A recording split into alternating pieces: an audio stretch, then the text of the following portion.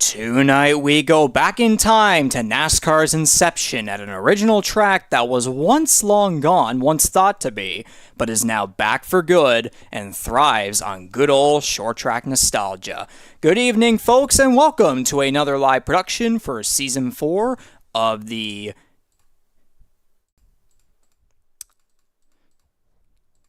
There we go. Good evening, folks, and welcome to another live production for Season 4 of the Canadian eMotorsports Network NASCAR Series on iRacing. It's the NASCAR Throwback 150 at North Wilkesboro Speedway, 80 miles north of Charlotte in the village of North Wilkesboro, North Carolina. Now here we go to our faces here, of course, here in the commentary booth. I'm Regan McCauley, your main play-by-play and main broadcaster here from Charlottetown, Prince Edward Island. On the other side, he's been here since the very beginning, is Jordy Caraher from Alberta, Canada. And now, Jordy, of course, you know, it's Throwback. Makes sense here. I'm all fitted out here in the good old Jeff Gordon DuPont jacket from the early 2000s, and our saturations are both at 0. We're literally great right now. There's no colors whatsoever. Makes sense in that area. Jordy, do you want to explain your side of the throwback with what you've got on going over there? I mean, I'm just thinking back to the old-time broadcaster, basically the feel with the, kind of the not V-neck sweater per se, but definitely the deeper neck. You feel a little bit of the turtleneck. That's got to be warmer as we go along. Only thing I'm missing is a scotch, quite frankly. And yes. Because, there's sort of rules against, alcohol and tobacco advertising, I'm just going to have to settle for a good old glass of water in my NTT American Open Wheel Series glass.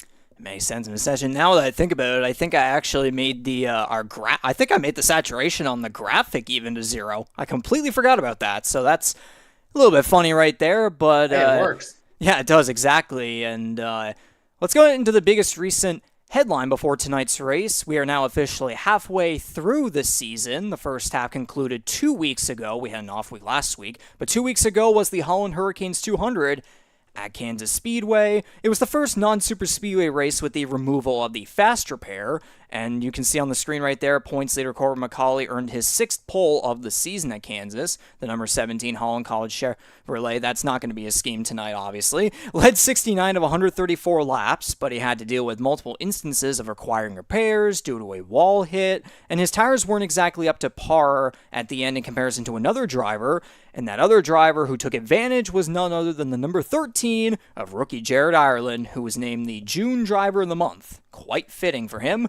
Led 43 laps, won both stages, and was smarter with his tires as he passed MacAulay with 2 laps to go and held on for his first career victory, becoming the 5th driver to lock a playoff spot and the 3rd to do so within the last 5 races alongside Matthew Patek and Hunter Young. Ireland currently holds a 4-race top 5 streak, which is a huge resurgence after a 3-race stretch in May, where he never finished inside the top 10. Currently sits 5th in points. With 3 races remaining, he could very well make his way up more than that before the regular season ends.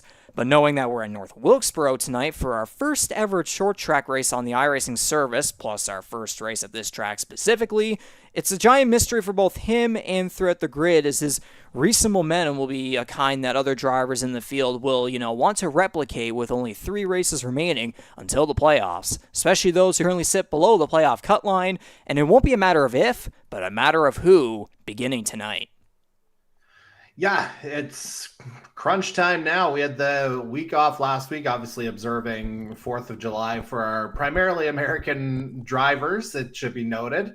It's a good opportunity for the drivers to recharge. And yeah, it's going to be a marathon from here on in, but you almost have to think in kind of that sprint mentality over these next 3 races, because this is where, for lack of a better term, the rubber hits the road now. So, yeah, this is where things have to get done for those outside the top 16 right now.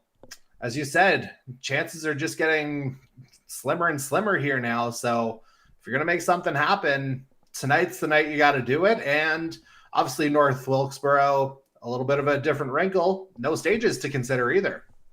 Indeed so. There are no stage breaks, but stage points will still be calculated to the top 10. I believe it's laps 89 and...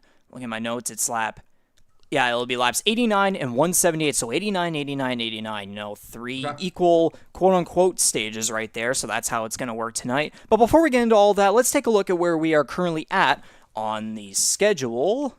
Race 11 of 20 in the entire season, race 11 of 13 in the regular season. After tonight's race, there's only 2 races remaining in the regular season, but if we do include tonight, the upcoming stretch features 1 short track, 1 intermediate, and 1 super speedway. In other words, there's no circuit consistency, and that's only going to make things more mysterious and thrilling with 5 playoff spots locked. Still another 11 to fill. Tonight and Daytona could very well see drivers lock in with a win. And a fun fact too, Talladega and Kansas was the first 2-race stretch since the beginning of the season where Corbin MacAulay didn't win either of those races. Sorry to the person on the other side of the wall. But taking a look at last week's result, or 2 weeks ago, the results. I already talked about Jared Ireland and Corbin MacAulay, of course, but we'll give a good nice to McCauley's 69 laps led.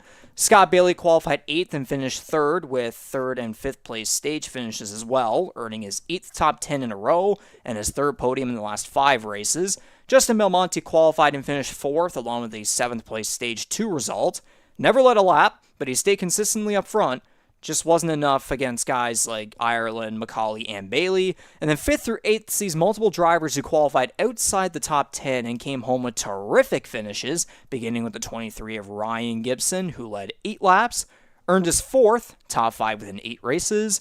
The 33 of Jonathan Peden continued a run of mediocre qualifying and stellar finishing with his 3rd top 10 in a row. Darcy Ford qualified 17th, finished 9th, and 6th in the stages, came home with a very fair 7th place result, earning back-to-back top 10s after collecting 1 back at Talladega. And then there's Michael Wolford, who started at the very back of the field, made his way up to 8th while also collecting 8th as well in stage 1. He's finished 8th now 2 races in a row, not too shabby for the underdog right there. Jordy, I'll let you take the rest of the way with the rest of the results. Yeah, we'll try and make this quick because I know qualifying is just coming up to an end here. So rounding out the top 10, Andy Hurdle doesn't budge from his 9th place qualifying finish. He finishes where he started effectively. And it's the number 10 rounding out the top 10 in the form of Jason Butler after qualifying 12th. Looking at the rest of the field there, Tom Janikowski made a return after a few weeks away, came home in a respectable 11th. With series founder Dan Cudmore right behind him in his number 2 Ford there in 12th. Kyle Knoll in his number 15 Toyota comes home 13th, 1 lap down, exactly where he started again.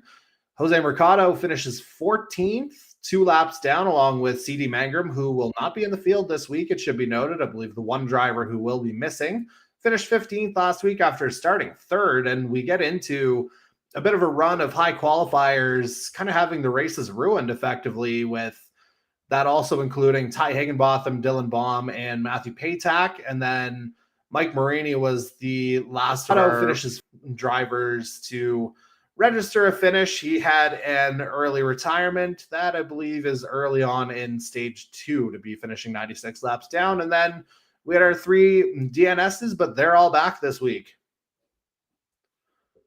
Indeed so, indeed so. Now taking a look at the driver's standings here, Corbin MacAulay continues to steamroll the field as per usual with 5 wins, 6 poles, 8 top 5s, 9 top 10s, average finish of 3.40, not a big deal whatsoever.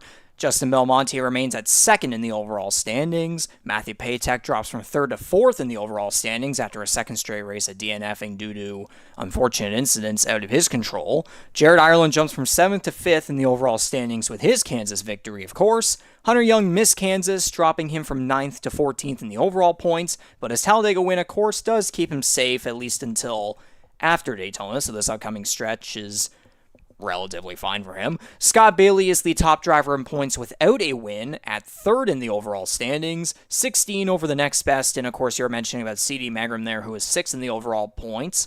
He'll probably end up dropping a couple of spots, I would imagine, after tonight, considering his absence. He's been on a rough patch, too, within the last 3 races with 0 top 10s, which comes after a 5-race stretch that saw 3 top 5s and 5 top 10s, so quite the roller coaster there for him. And the next 2 drivers will be at one of their home tracks, beginning with Kyle Knoll, who returned to the grid after a 1-race suspension and finished 13th, but dropped to 7th in the overall points. And then there's Ty Higginbottom holding firm at 8th in the overall points, and is another driver who has seen better days in recent weeks. Jordy, I'll let you take it quickly the rest of the way, beginning with a familiar fellow who made a huge leap in points after Talladega, and then take a dive into what has been shaping up as a very heated battle at the playoff cut line. Yeah, I mean, if you look through really 10 through 13 there, you've got Darcy Ford making that leap, as you mentioned, into the top 10, but there's only 3 points separating him from season one Earl Ross Cup champion Ryan Gibson in 13th, with Dylan Baum and Michael Wolford right in between.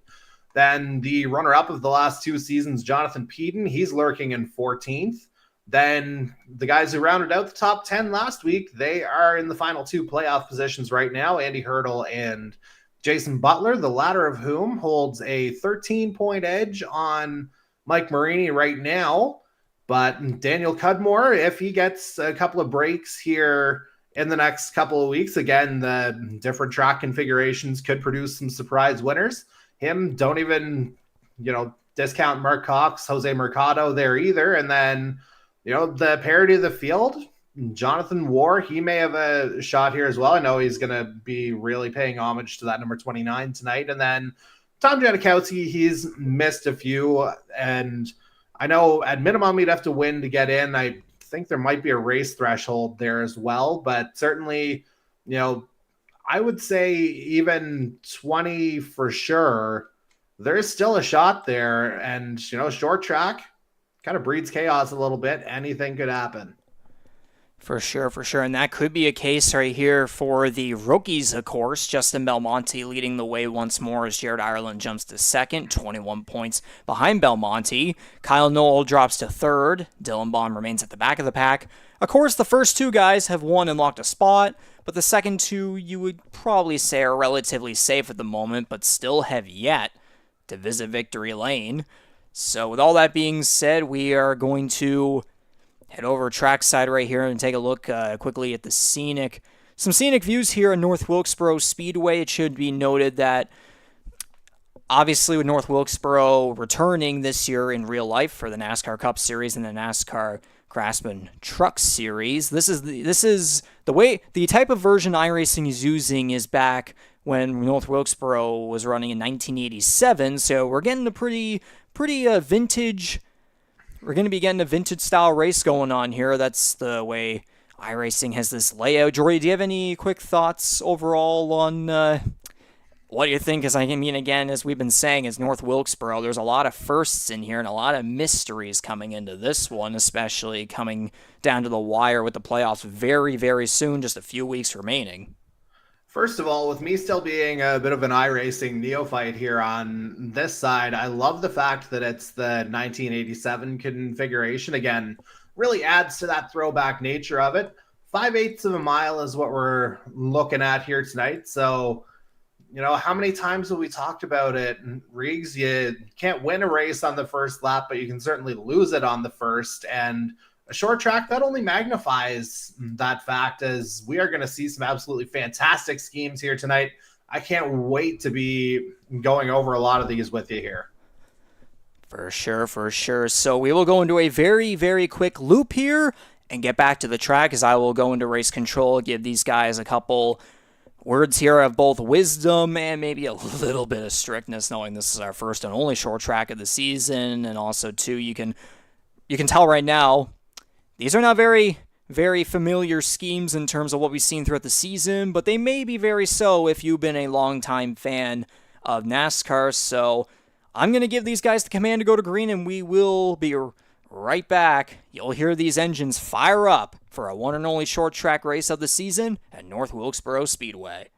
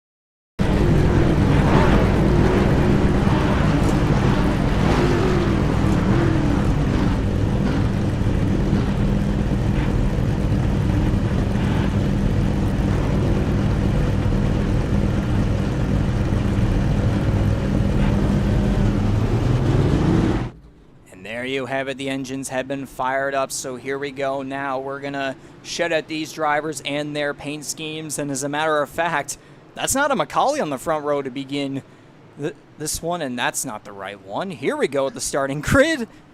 There you are with the throwback ticker, thanks to Corbin MacAulay, of course. But here, starting on the front row, we have the number 88 of Scott Bailey in his 2008 Dale Earnhardt Jr. number 88 National Guard scheme, alongside the number 97 of Ty Higginbottom, who's running a Jeff Gordon number 24 Pepsi Chevrolet from 2015. Going on to the next row, we have the number 6 of Justin Belmonte running in the number 6 Mark Martin 1996 Ford, alongside the number 13 of Jared Ireland, who is running the number 11 Cale Yarbrough Oldsmobile with Junior Johnson from 1980. Well, I tell you, young whippersnapper, as we round out the top 5, we've got Darcy Ford in the number 64 running the Sterling Marlin number 40 Coors Light Chevy with Sabco from the year 2000. And that is not yesterday, of course, as we see Corbin MacAulay there in 6th, running one of the Kevin Harvick schemes we'll see tonight from 2001 as we look on to row 4. We've got Dylan Baum and scheme to be determined, not running a vintage scheme tonight. However, Jonathan Peden in 8th very much is.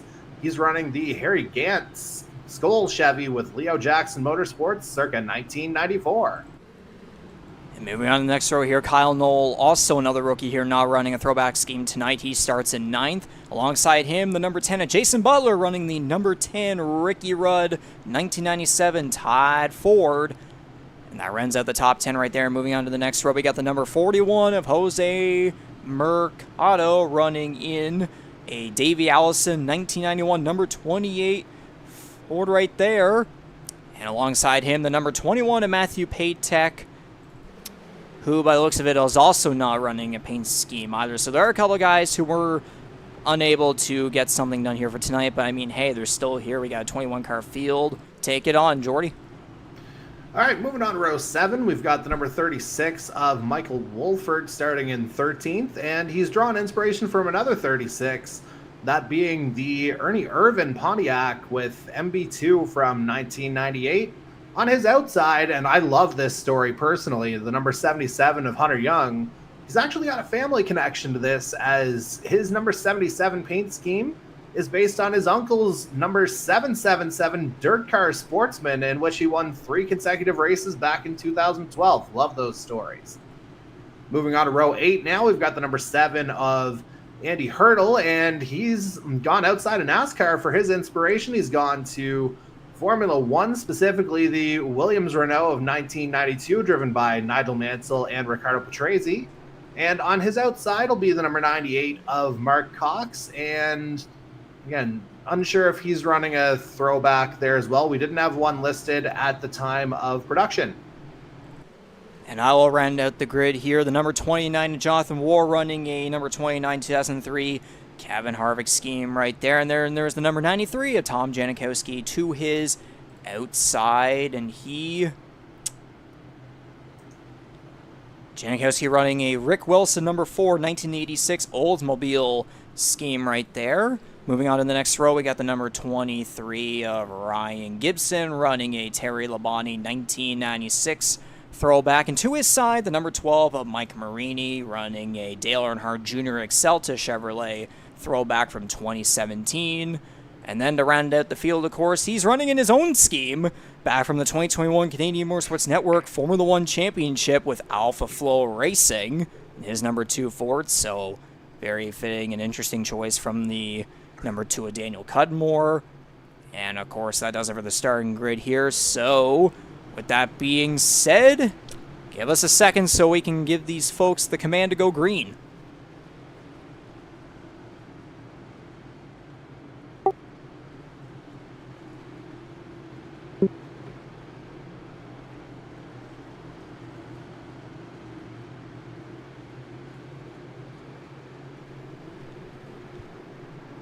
Here we go, pace car is off, and here we go, NASCAR Throwback 150 in North Wilkesboro is underway.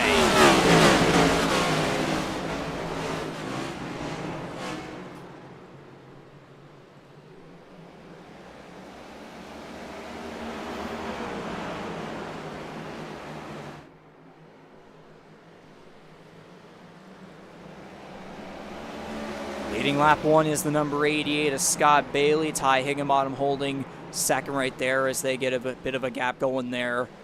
Also, Justin Belmonte's number 6 right there. Corbin MacAulay and Jared Ireland battling side by side heading into turns 3 and 4. He will be able to clear the way. And now there's already a caution out. We got a spin. It's the number 10 of Jason Butler around up in the turns 3 and 4 outside wall. So that's an early caution here in this 267 lap race. Hopefully this isn't the beginning of a trend, I would say, Jordy. Yeah, just gonna watch back on the YouTube stream here to get a slightly better look at it. But yeah, that might be a one and done for the 10. Yeah, there's the spin. So we'll take a look as he goes down the back straightaway. And oh, Cox diving it way down low in a dive bomb, sends Butler up rear end into the outside wall. So that's definitely not ideal. Usually, Riggs, tide is supposed to be used inside, a washing spin cycle, not necessarily getting spun on the track as we've had already.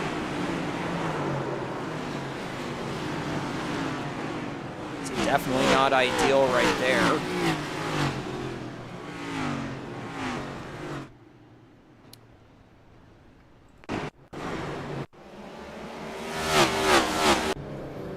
As I continue to maybe one more glance here, maybe to get a view from Cox in the cockpit. See what may have been up here. And yeah, definitely contact there. Indeed so. So not a good start there for Jason Butler. And again, too, for being the first and only short track of the season here, in a way, not too surprising to see something like that, but, it's just that you're in between, you really don't want to see stuff like that, but then at the same time, again, for a short track, it's just good old short track racing right there, and just an unfortunate circumstances for Jason Butler, and a not-so-great mistake there from the 98 of Mark Cox. So Butler's still sitting on pit road now, 4 laps down, and it looks as though the field will be going back to green as they will go double file down the back straightaway. And I mean, that's just, added salt in the wound, basically. The fact that it is the short track configuration, if there's an incident of any kind, countless laps down, even more magnified than the others. Let's go. That's going to be a huge jump right there for the 88 of Scott Bailey.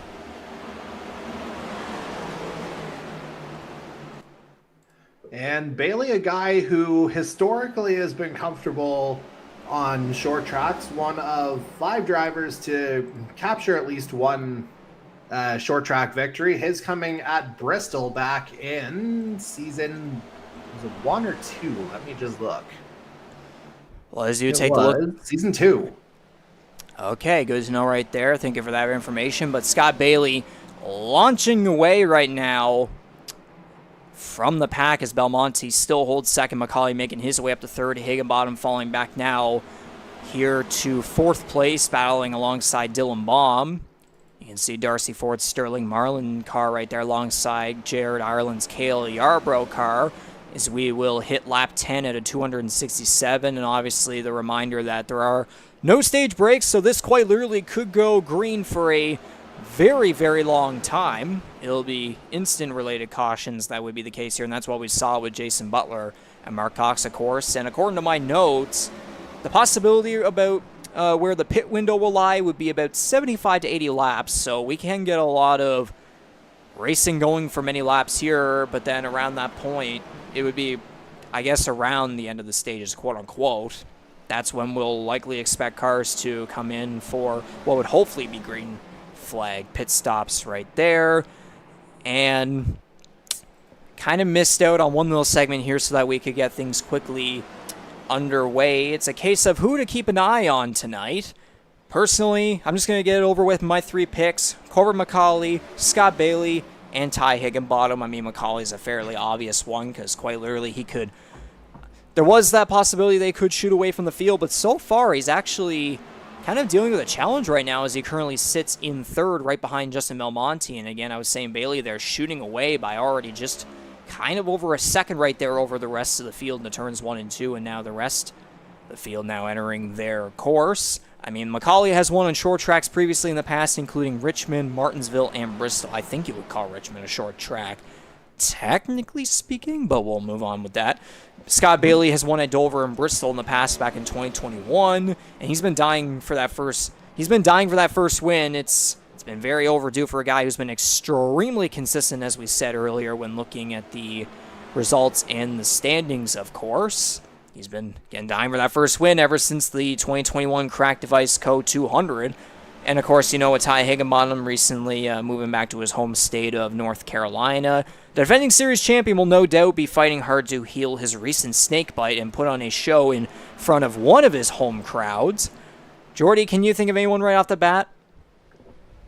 So, you mentioned 3 guys there who have a combined 8 short track victories between them, and just throwing a side in on Ty Higginbotham, his win at Martinsville in Season 2, I would call that probably the most dominant victory that's happened in this series on the NASCAR side, to be quite honest, because I think if he had one more lap, he would have lapped the entire field. I remember that one very, very clearly, and that got Whoa, trouble! Jonathan Moore gets turned into the outside wall on the front stretch. Hunter Young also won that one. Mike Marini also collected, and that's not good for Tom Janikowski, who couldn't brake in time, and he gets into the 29, and the field's going to have to really slow down here as it's practically the Chicago Street Course parking jam. Traffic jam, that's the term. Now everyone's going to get by. War's going to have to wait and let everyone get by here, I would assume, but not ideal. Okay, that was definitely awkward right there, but yeah, as you got a little interrupted right there. Well, I mean, just the timing was just right on that.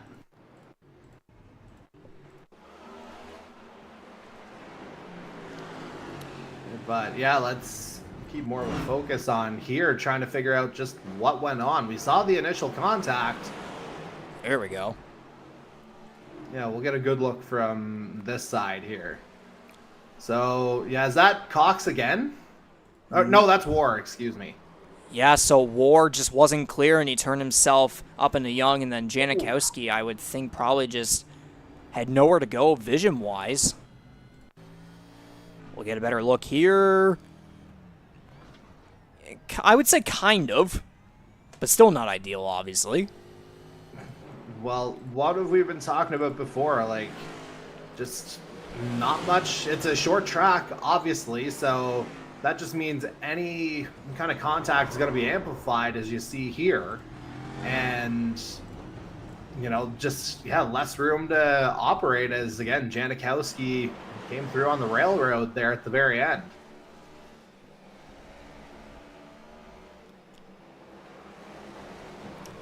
So that's Kevin Harvick, Dale Earnhardt Jr., and of course Hunter Young's uncle in the number 777 Dirt Car Sportsman, who won 3 races in a row back in 2012, so not ideal again for any of those guys. And seeing by the looks of it, Young and War are still out on the track. Butler has gotten back out. He's 3 laps down. Tom Janikowski, I would imagine it might be his left front. That might be not ideal looking if we can get a good view here somewhere. Yeah, he might be running a Kodak outfit, but that is not the snapshot Tom Janikowski wanted to be showcasing here tonight. Indeed, not whatsoever. You can see that left front kind of perked up right there. You can see the gap into the engine area, but again, very unfortunate there for the 93, 77, and the 29 even, and also the 12. You can see Mike Marini on pit road now. Would assume he probably will be in a little bit of repairs right here, but so far, actually, it's looking as though the field's going to be going right back to green right here, or lap 24 to 267. with Scott Bailey and Justin Belmonte leading the way on the front row. MacAulay right behind Bailey right there. He'll look to pounce as we will get back underway. Green flag back out here in North Wilkesboro. And Bailey, well, I was about to say he bolted again, but it looked like, unlike the last caution, guys are staying with him here.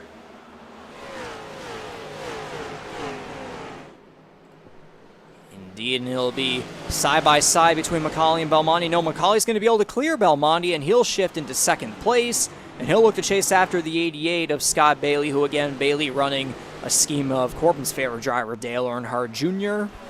I would imagine it probably is the same with Bailey, so would you know that?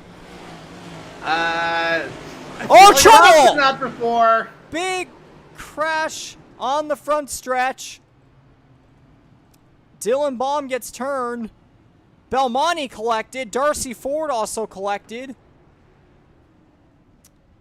Oh, and Jonathan Warabout almost got another incident there. And what else to say? Just a product of short track racing? I'm just not going to say anything else because another accident's just going to happen. Yeah, pretty much so right there. What you were saying about Bailey there? Say it quickly. I was saying that I'd have to go back to previous discussions because I think I asked him that whenever we were doing back in season 1 for the old timers, we had the 20-minute interviews we did with each of our Championship 4 drivers, and I believe I asked Scott Bailey that question. I'd have to go back and watch it, but it's not coming to me right offhand as... yeah, a couple of guys just come off the corner, and chaos ensues once more. Indeed, so by the looks of it, if we can find... let's get the chopper angle on this one. Dylan Baum the inside, Belmonte high side. Yeah, Belmonte just got loose and came down. Baum hard into the outside wall. Darcy Ford taking about 2 hits-ish right there. Kyle Noel very, very close to also making contact, and so... was Jonathan Moore's Bomb spun back up there, so good breaks there from the 29.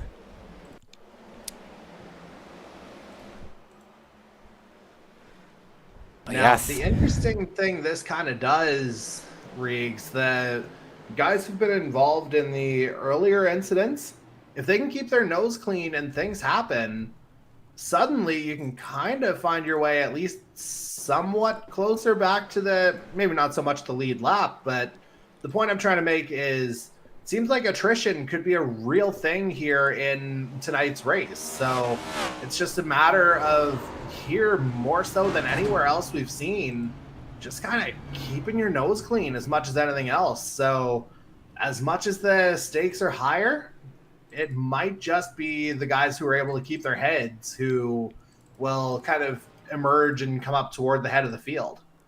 So Belmonte, Baum on pit road. Michael Wolford also down pit road making the stop right there. We'll maybe get a glimpse of what he decided to do here, whether it might be maybe some repairs we don't know of, or maybe he's just going for some fresh Goodyear tires, maybe some fuel. Are the pit boxes bigger than what they look like? Because that... I was gonna say it was quick, whatever he did. Because from that look, it looked as though he was out of his pit box from that angle. But I guess we'll just move on from that. But meanwhile, the 88 is Scott Bailey again, still leading the way. We look at the driver info tab. He's led every lap so far, 30 laps led here. And again, for a guy who has been extremely overdue this season for a victory, could very well get it done here tonight. But then you see the number 17 of Corbin MacAulay on the high side there, looking to make something happen. So we will go back to green here in North Wilkesboro. Bailey getting the jump there. MacAulay trying to take advantage of the high side, but Ty Higginbottom might try to do something on the inside. We'll have to see on the backstretch here. Bailey will be able to barely clear, and MacAulay able to squeeze in between the two guys right there. And as we look back, side-by-side action here between Kyle Noll and Jared Ireland, two rookies going at it for fourth place. Again, Ireland 2 weeks ago getting his first career victory at Kansas, very well deserving after winning both of the first two stages. There's trouble in the back. Daniel Cudmore around. So forget everything I said about, this potentially favoring the conservative drivers who can keep their heads. This is going to be a crapshoot. Yeah, it gives me kind of the flashbacks back to what we saw back in Atlanta, that big wreck on lap 1. Again, that was during a time when there was that one faster pair rule, but now this time around there are no faster pairs whatsoever. So the incident points just kind of building up a lot for a lot of these drivers here, but we'll take a look here at what happened to Daniel Cudmore. Actually, I might go back just a little bit more. Something happened with... Okay, Cox actually had turned there, and then Belmonte, a bit of contact there as well.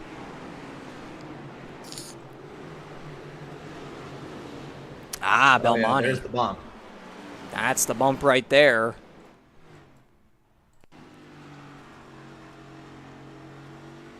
Or maybe not clear. It could very well be that as well. It'll be something that kind of have to be evaluated after the fact, I think, rather than, rushing to judgment, especially, again, in the short track environment. It's a little bit, you want to be patient, but again, it's not the easiest thing to do.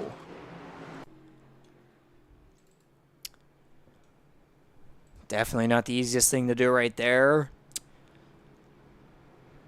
So looking through the rest of the way here, Belmonte catching up to the field right here. There's Jonathan War.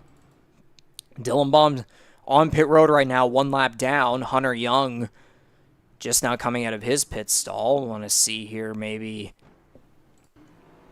Okay, he was in there for a while. Again, that right front is damaged. I wonder it might be a case of maybe this is his second pit stop with repairs, I would imagine, because again, that wreck was earlier. One of the first couple ones. So he stayed there in his pit stall. Father Marini on the track. Janikowski on the track as well. And it looks as though Dylan Baum entering the pit road again. Maybe a penalty incurred then? Very well could have happened there. And then there's Justin Belmonte also on the pit lane.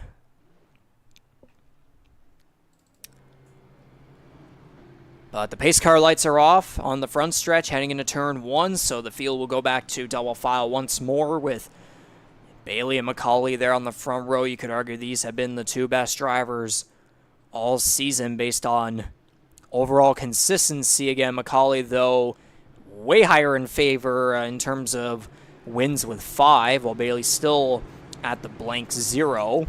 And then Ty Higginbottom in 3rd place. There's Jerry Lyron up in 4th, Kyle Noll running at the top 5. So the pace car will roll off right here, and we'll go back to green once again in the NASCAR Throwback 150.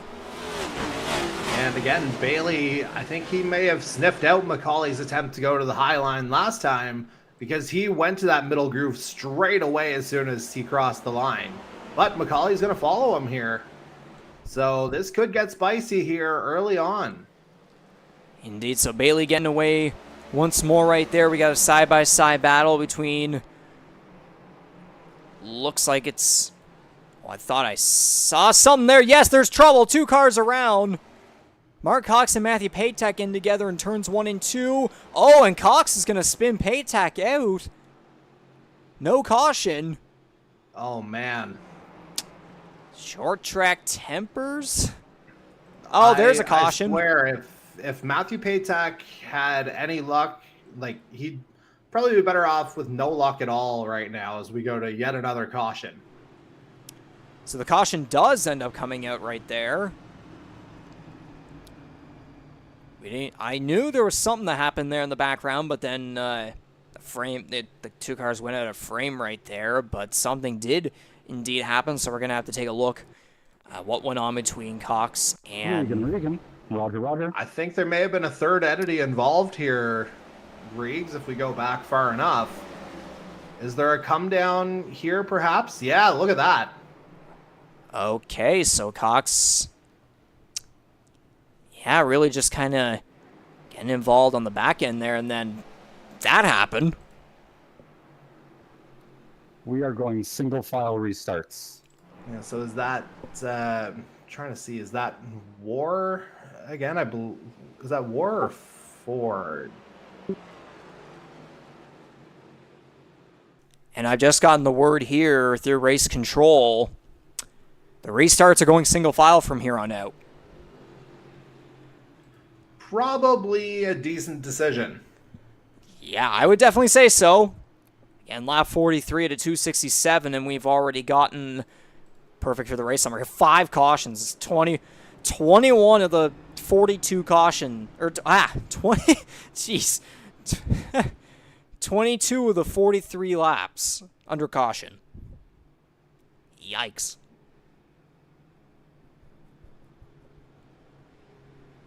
I can tell by the silence on your end, you got no comment. Well, I'm just watching that incident back again, trying to figure out who that high car was. Yeah, trying to... I think it was Ford. I'm pretty sure it was 64. That's where my mind was going to. Yes, it was Ford, so what would have happened was Paytack went up into him, and then that caused him to deflect into that spin, and then Cox getting collected when didn't deserve to, but then of course we saw him going and spinning Paytack out, which eventually led to a caution after a little bit. But again, 5 cautions, 23 laps under caution. I think it might change to 24 here because the cars just crossed the line. Maybe not, but through 44 laps, we haven't gotten a single lead change just yet. We've only had one leader in Scott Bailey. MacAulay is right on his bumper, but hasn't been able to get anything done in his number 17 Holland College Chevrolet with the Kevin Harvick 2001 throwback. MacAulay does have the fastest lap, though, at an 18.915, which was on lap 9 with the average speed of 98 miles per hour. So here on lap 46, coming to lap 47, a 267 here, we will be, I would imagine, we'll be going green this time by. Lights are actually still on, so we might be getting another lap here. But according to my calculations, if we were to still count how many laps are left in this quote-unquote stage, again, quote-unquote, looks as though it's going to be, we're pretty much halfway. 43 laps to go by the looks of it, until we award the first stage points. Yeah, and again, the lack of we're awarding the points, but again, the lack of that actual stop, I think that will change some strategies here tonight as well, Regan, because we know there's a tendency for some of the guys in the field to try and stretch out that fuel load, but tonight, you can't really get caught cheating on it. It's either you're there or you're out, and you got to kind of figure it out.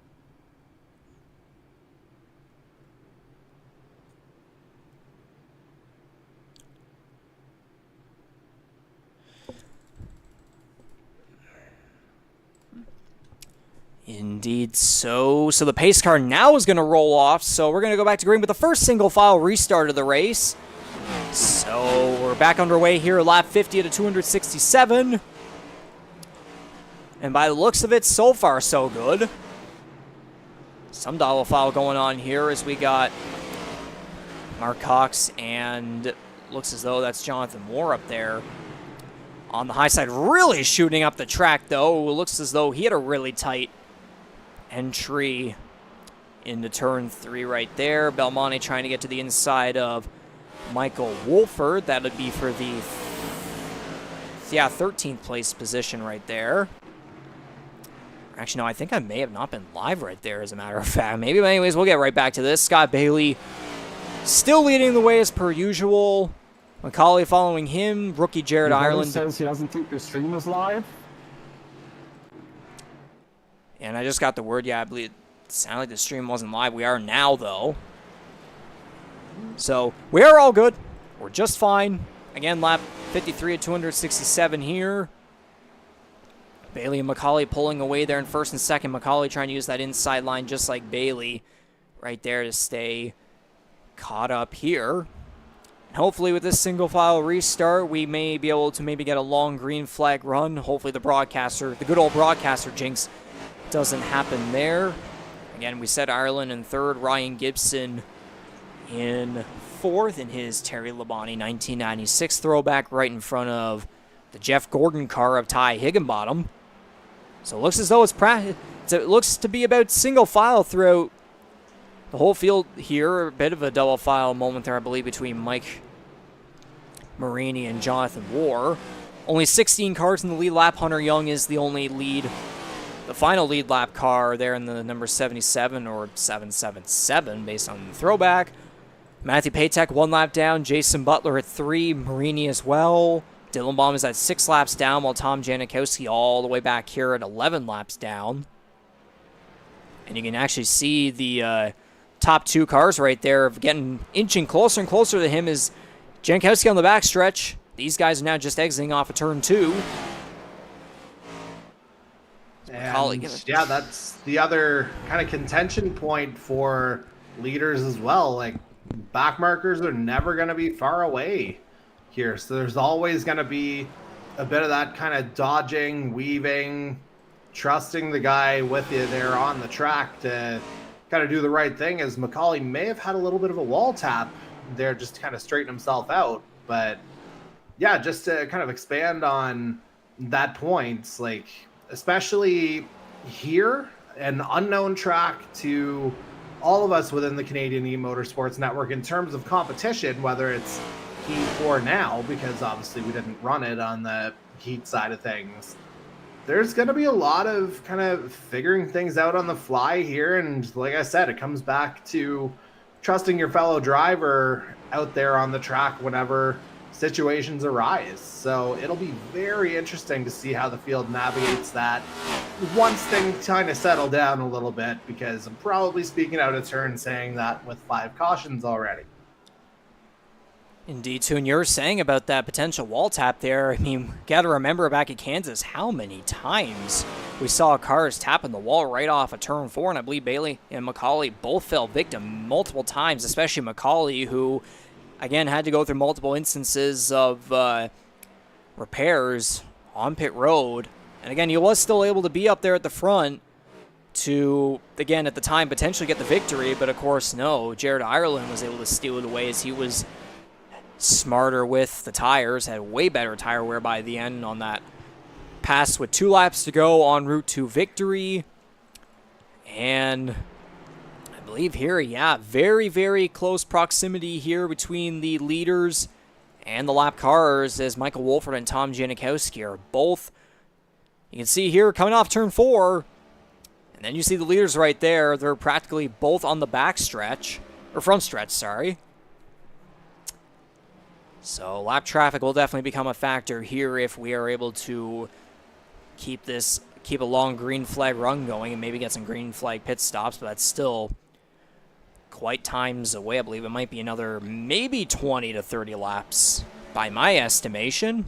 Again, too, tire fall off is massive here in North Wilkesboro, and it's kind of that mixture between that and the fact that entries are very tight, exits are very, very loose. Oh, I had something for that, but let's just focus on the racing. Well, you had a little bit of a PG-13 joke in mind? No. A little okay. Worse. Oh, okay, R-rated. Good to know. Yeah.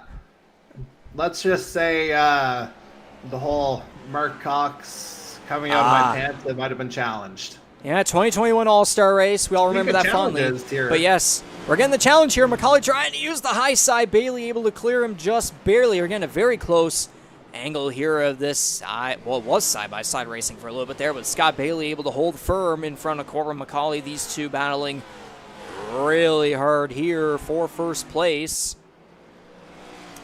And there's Jared Ireland again back in third, about 2 seconds behind the leader. So, you know, he's just kind of there in case anything happens. And obviously, too, MacAulay is running, you know, the Kevin Harvick throwback. But at the same time, too, you look at those Holland College logos. He's got throwback going there as well. Oh my gosh, absolutely. Whenever I saw this scheme first coming together as, like, well, Holland College alum. I guess you're technically still a student there, so you're not part of that class yet, but it's a logo I've very much seen over the years with, family having gone through the college, whether it's students or instructors. It's been, something I've seen a fair bit of over the years, and definitely nice little refresh to bring it back there on the part of the 17. But I just want to throw back, for lack of a better term, to a couple laps ago as Bailey and MacAulay were working their way through a bit of lap traffic.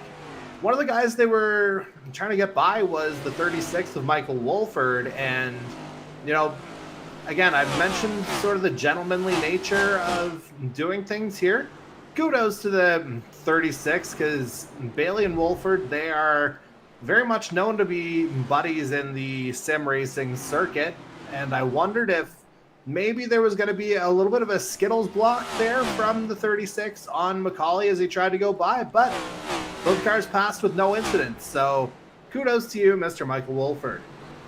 Indeed, and he still keeps, getting passed by these lead lap cars, of course, and I believe Ryan Gibson at some point may have overtaken Ty Higginbottom there for fourth place. That would be, the number 23 running, number 5, Terry Labonte, 1996 throwback right there. The old Cornflakes bird sticking the beak out to get to fourth. Indeed so. So now here on lap 75 of 276, Bailey and MacAulay kind of at about a half a second dip. Sorry? 267. Yeah. It's in between about 0.2 and 0.3-ish per lap here so far. But looking here through the rest of field, Gibson just over Higginbottom, Kyle Noel following from behind. There's Darcy Ford now entering the backstretch in 7th place. Justin Belmonte behind him in 8th. Jonathan Peden and Andy Hurdle battling side by side. No, Peden's actually going to shoot right up the track in his Harry Gann throwback. And Andy Hurdle is going to take that place. Looks like he has a bit of front end damage, kind of a caved in front end right there. If we look at the rear chase cam, yes, indeed, it's caved in right along that Chevrolet logo. And again, too, for a guy like Andy Hurdle, who is incredibly into open wheel racing, and we've seen him be successful on the open wheel side of the Canadian Motorsports Network, and he's also been very solid here in the NASCAR Series 2 for his first time in the next gen on iRacing. May have had a bit of a wall tap there again, too. He's not running a NASCAR throwback. No surprise there whatsoever. He's got the Williams Renault thing going from Formula 1. Indeed he does. Got Cannon on the side there. If we look at the rear chase cam, that'd be Labatt's Renault Elf by the looks of it. Yep. Alrighty then. And speaking of open wheel too, we obviously recently announced about the change to our American Open Wheel Series. The Dart Series will be coming back for another season of operation beginning in October. I mean, I'm still on the cows train for that, but, I think Dart has got to be better in the long run. Well, and obviously it's either Dart. It has to be either Dart or cows because, iRacing, lawfully speaking, there's a term we can't use. And if I say it right now, we're probably going to get a cease and desist email. Again, I told you earlier I was drinking water out of my NTT, American Open Wheel Racing Series glass. So. Yes. Oh, and the caution's out. Somewhere. Oh, it's Hunter Young in trouble. Hey, we haven't had one of those in, look actually a little bit. Actually, that's a good thing, though. We're getting long green flag runs, which is very good to see. And considering I would imagine we might be entering a pit window here very soon. Yeah, you can see, actually, yeah. Here come cars down pit road. There was Cudmore. I believe Cox was in there as well. And you have to think here, Reegs, that window was probably extended a little bit by those 5 previous cautions. Exactly. We didn't see it was only really damaged cars, guys involved in incidents that we saw coming down the pit lane.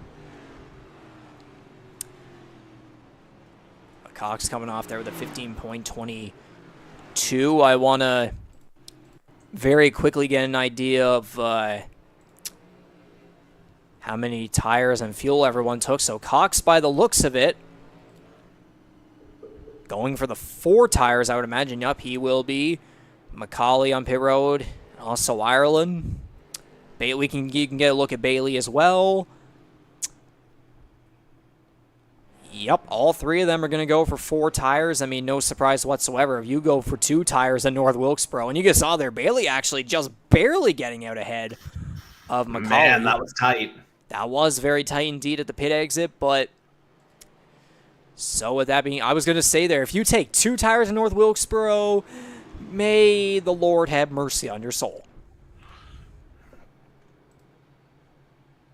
Yeah, I don't really have anything to add to that right this second. Just a fair observation. Indeed, and we're taking a look at the live stream right now. We got 13 people watching thus far. We got 1 like, and I am, of course, seeing you pop up in the chat. You know, hoping that everyone enjoys this, and obviously I'll follow along with that as well. We do hope everyone is enjoying this live broadcast, live production thus far. Again, for our first and only throwback race, our first one in a very long time, and our first and only short track race of the season. There's a couple other guys coming down pit road, obviously there, but we can also see CD Magram's in the chat. Obviously, couldn't make it to the race tonight, the number 1 car, but it's nice to have him here witnessing the race, of course. And I believe we got a Matthew Patak fan in here who's been very loyal to our broadcasts here every single week. So we thank you, Rebecca, for following along here at the Canadian eMotorsports Network and the NASCAR Series here in Season 4. And the pace car lights look to be off, so it looks as though we will be going back to green here on lap 80. So a 2-lap shootout for the stage points? Effectively, yeah. Speaking of effective, look at Bailey go again. Oh, caution. And they're off. No, maybe they're not. I wonder what that might be for. Yeah, that seemed... That was off. Delayed green, Abbreviated. delayed green. Okay, I'm hearing some from Jason. Give me a second. Or wait. Cars are on the high side. Are we going to be going back to green now? Or no, they're waiting for the pace car. Okay, give me a second here. Just organizing drivers. Yeah, we're just organizing our drivers.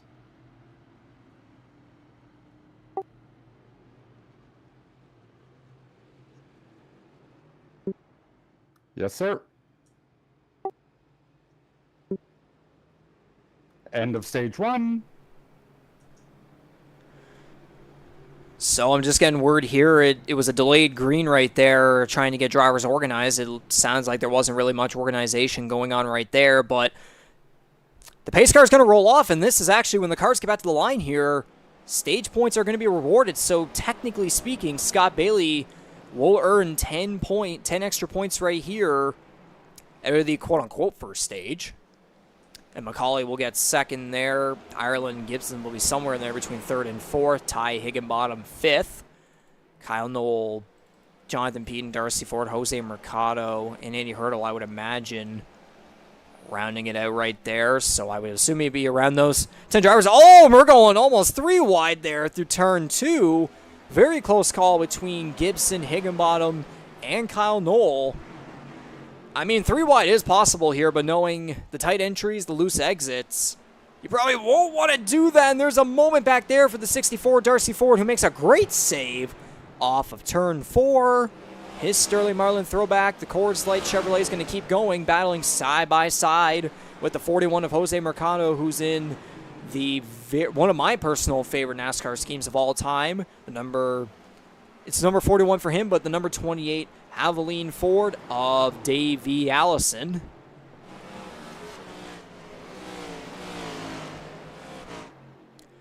Bailey Yeah, McCall. I think just to go back to that other instance we were just seeing there.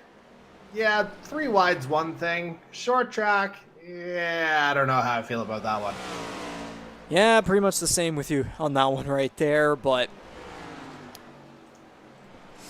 Bailey MacAulay already shooting away 2 seconds ahead of everyone else. It's just these two that have been flat out dominating, so it does make me wonder if these two are still alive. Yes, I say alive by the end. If these two get together, then oh. Well, I mean, they're pretty much kind of running and hiding from everyone else right now. Yeah, basically. Ooh, and barely of a squeeze right there. Maybe even a bit of a tap on the back bumper there between Kyle Knoll and Ryan Gibson. But yeah, it's been practically a top 3, Bailey, MacAulay, and Ireland just going at it here on the podium. Ireland in his number 13 Cale Yarborough Throwback, sponsoring Busch Beer, who, as a matter of fact, actually in real life now, Busch Beer going to be sponsoring the number 1 of Ross Chastain for the 2024 season. Yeah, that particular shift might feel a little weird, but very interesting. I have a high suspicion that they'll now come out with some kind of, Caution! I don't know, melon Caution! seltzer, I guess? Daniel Cudmore around.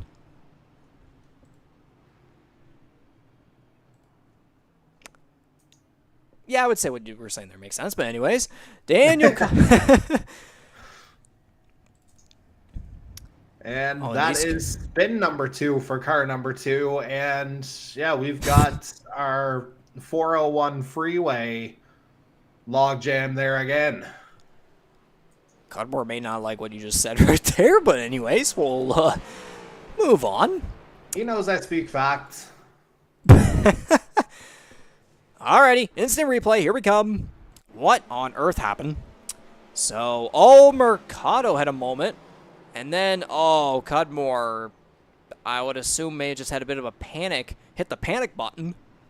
Now he's going to hate me for saying that. And he goes head on to the outside wall in between the front stretch and turn 1, so definitely not ideal right there. You see, yeah, with Mercado, great save. Never mind. You were saying?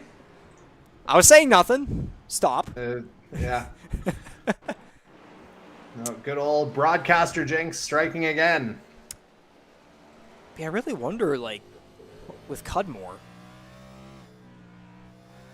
Okay, he just kind of lost it there. I do wonder if there may have been a bit of a panic there with Mercado.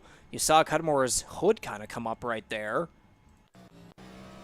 We'll get a look here at the 41 of Jose Mercado to see what went on with him behind Harry Gant or Jonathan Peden.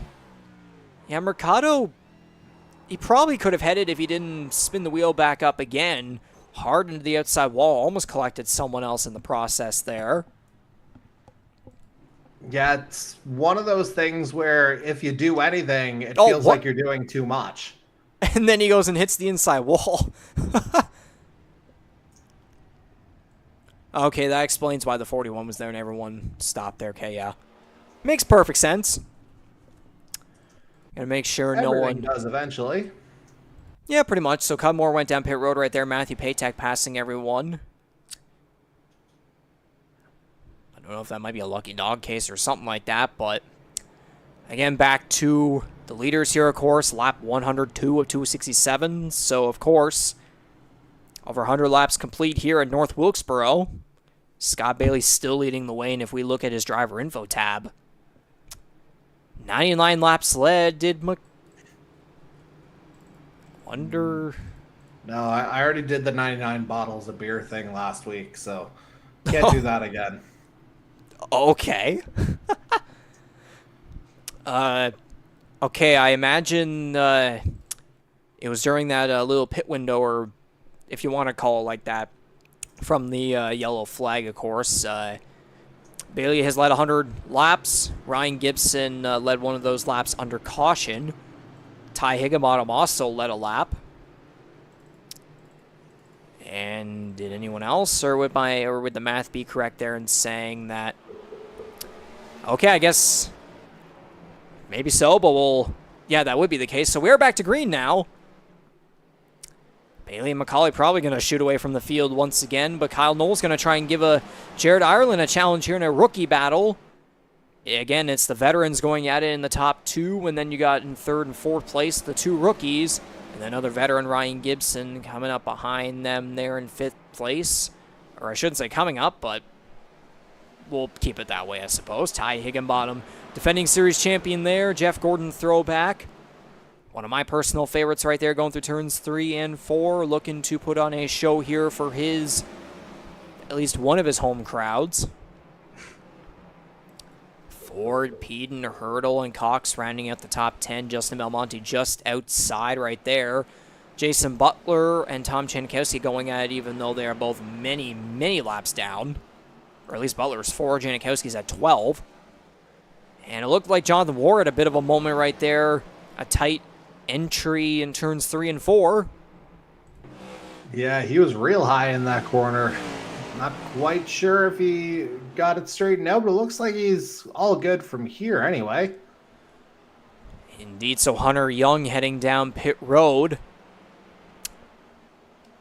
Wonder what he might do here. It might just be a case of repairs. Oh, no, he's actually going for tires here, so the right sides are going on. See if the left sides go on as well. Might be a case of maybe strategy and try and maybe get back to maybe being less laps down, but now he's at 12 actually, so I'll probably take back everything I just said right there. But Scott Bailey putting on a decent distance over MacAulay now by almost half a second. Ireland and Knoll not too close, but they're kind of there. Gibson has a moment off of turn 4. He's going to keep the car straight barely, but that's going to drop him back all the way to 7th, and now it's going to be a bit of a 4-car pack going at here for 7th with Peden, Hurdle, and Cox right in behind. And I think I might just witnessed a moment. Jonathan Moore having another moment there in the corners, and Butler and Wolford making potential contact there, and the caution's out. Oh, big wreck in turn 1. One of those things. Yeah, those 4 got close, and then I would imagine they got a little too close. But the caution's back out. Oh, maybe it was in front of Gibson? That might be it. We'll have to see. Oh, boy. Ireland went around. I wonder what happened there. Oh, loose moment. Oh, boy.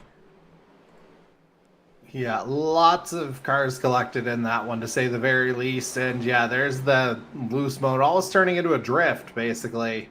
Oh, yep. Just a good old case of, I guess, not the most professional way to put it, but ARCA brakes. So Ireland, the number 13, comes off the corner, gets loose, and then spins it around. And Higginbottom, I don't know if I would say nowhere to go. The whole high side was open there, but probably just a panic instinct or something. And you can see it here, just a bunch of contact. Jesus. Another close angle of it right here.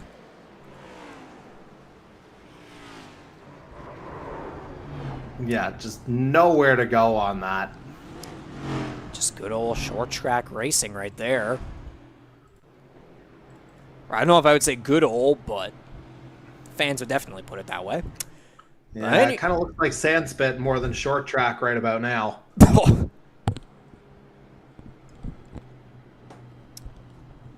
Or maybe in my recent experience, East Coast karting. Hey, shameless plug.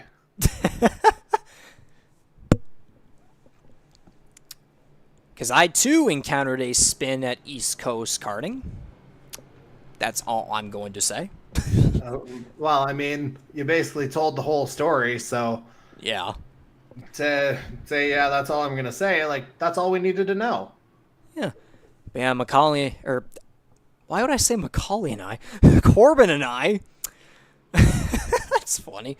Corbin and I, both went out to Petty International Raceway in River Glade, New Brunswick this past weekend to check out the Super Late Model Series once again for round 3 of 6, and we were on Sunday after having a nice breakfast at IHOP. We went out to East Coast Karting, which I would say, yeah, it lights out for my first time racing there, and he's already done it multiple times, but again, for my first time, heck of a lot better than what Burlington and Sandspit, of course, have. And I would even want to say East Coast Karting, I'd probably want to go faster than those karts, to be honest, but still a heck of an experience.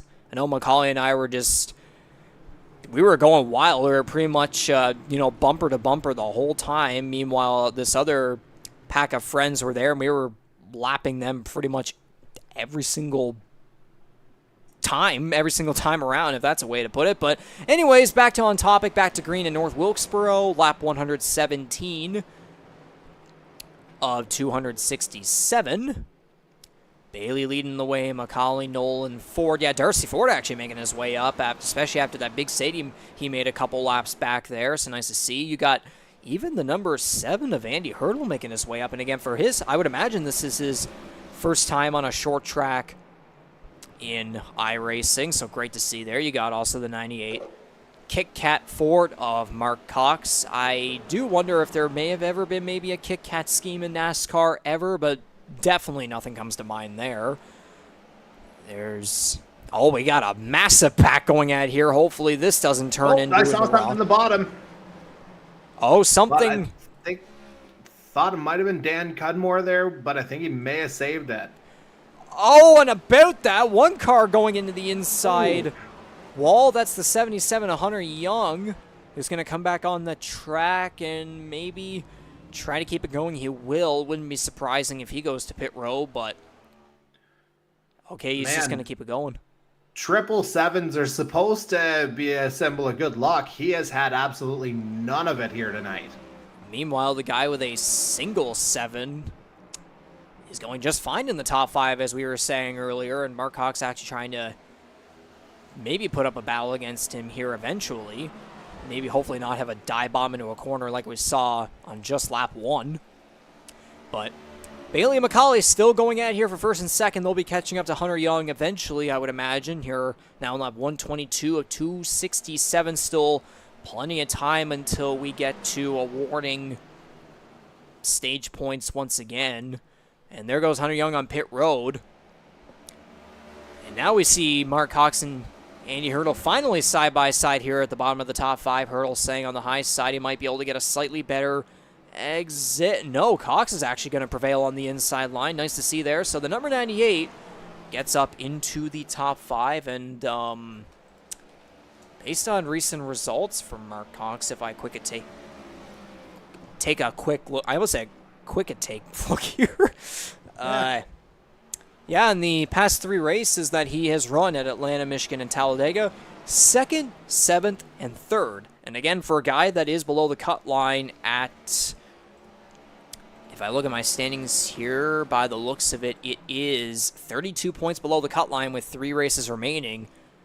Who knows? Maybe he, if he continues this streak, maybe there's a chance he could get his way in on points, but I would imagine maybe Daytona would probably be his best shot at getting a victory. Again, we've seen his speed on the super speedways, because again, back at Daytona to begin the season, finished 8th, and then Atlanta comes home 2nd. So again, if he's able to continue this run from tonight onward, maybe even visit victory lane at Daytona, number 98 could be able to squeak his way into the playoffs in a few weeks. Yeah, I think he's kind of right on that borderline of needing that victory at this point. And now, actually, Cox is really making his way up, as now he's caught up to Darcy Ford here in 4th place. So it's a good old Kit Kat versus Coors Light battle going on here. Actually, yeah, chocolate and beer, that combination everyone raves about. I like one of them. The other one, please keep away from me. Yeah, I'm the same. Yes. Oh, and Jonathan Peden got into the wall right there in turns 1 and 2, so Matthew Patek and Ty Higginbottom are going to take advantage of that. So, oh boy, here we go. MacAulay diving to the inside of Bailey for the top spot. We'll see, maybe MacAulay will try to lead his first lap of the race. No, not going to happen this time around. But hey, we're getting a side-by-side battle finally here. Or, I mean, it's actually, we had a kind of a battle earlier. But now we might be able to see a consistent one here as these two are really going at it. No, MacAulay's actually going to clear Bailey using that inside line. MacAulay's going to take the lead. No surprise there whatsoever from the number 17. And it looks as though Kyle Knoll's actually going to try and catch up to these two and make it a 3-car battle for the lead. He's only about a second and a half behind the leader. And Cox and Ford are still going at it here for 4th place, while Jared Ireland trying to catch up to Andy Hurdle after his incident during the previous caution. And we've talked a lot tonight here about Scott Bailey being hungry for a win and being good on short tracks. Don't discount Darcy Ford either, because, again, it's well documented at this point. The last victory he got was to capture the Season 2 Earl Ross Cup, but he's snuck in 3 short track victories as well, with the Season 1 victory at Bristol, followed by Season 2 at both Darlington and Iowa. So another guy who's kind of comfortable on these shorter configurations, and a guy that he really, really doesn't get rattled all that much, it has to be said. So I'd say as we're coming up on half distance here, maybe even a little bit past it by now, he could be someone to watch for here in the second half. Indeed so, and MacAulay putting up now about a half a second distance ahead of Scott Bailey. So again, Bailey looks as, if I take a look here, yeah, it looks as though, again, we're just past halfway through this race. Maybe it's a case Scott Bailey dominated the first half. Maybe we see MacAulay become the second half dominator, but again, it's still pretty early to certify that fact just yet. And now look at this. Mark Cox trying to make his way up to 3rd place now to get at the bottom of the podium. I would say Cox, maybe a case of saving the tires, or maybe on that last caution was able to get some fresh tires versus everyone else. He's really making his way up. Yeah, clearly he's figured something out here in this run, which, I don't want to say it too loud, but it's been encouraging, shall we say. Yeah, you probably want to keep it that way in case anything goes wrong. And meanwhile, the guy on the other end of that little fiasco between both Cox and this other driver in particular, Jason Butler, still stuck back in 17th at 4 laps down, so definitely not ideal right there. And Jonathan War still having issues on corner entries. So again, the other Kevin Harvick throwback not really having a great night here so far, back in 16th at 3 laps down. Again, there's a Kevin Harvick throwback up at the top of the board, and then there's one closer to the bottom, so not best to see right there, as Jared Ireland, I believe, may have just gotten past Darcy Ford. Okay, I believe Ford may have gotten a little bit tight right there through turns 3 and 4, so Jared Ireland's going to take advantage right there. Kyle Knoll still able to stay in front of Cox for 3rd. Oh, Knoll may have had a bit of a moment right there, maybe a bit of a wall tap or something, and then Cox diving all the way down to the inside, but Knoll hanging on there on the high side. So they're able to keep it straight, but they are really losing ground on the top 2, as Kyle Knoll is now 4 seconds behind the leader. Meanwhile, you can see the distance there between MacAulay and Bailey down the back straightaway, now at about a second. And MacAulay catching up to the lap. Michael Wolford actually still in the lead lap, but it looks as though he'll be going a lap down here very shortly. And then there's Tom Janikowski, who on the other hand is at 12 laps down. And kind of looking the rest of the way here, Ryan Gibson at 20 laps down. Hunter Young is at 24. So these guys are kind of just, riding the way, just trying to get laps complete, maybe take advantage of if something else occurs here very shortly or just sometime in the near future, and they end up going way more laps down than these guys, and these guys could maybe squeak into maybe about top 15 range-ish. Yeah, and that's the thing with these, 18, 19-second laps here that you've got at North Wilkesboro. We mentioned it earlier. it hurts that much more whenever something happens. And we've seen Hunter Young, for instance, get involved a couple of times, whether it's collected or self-inflicted.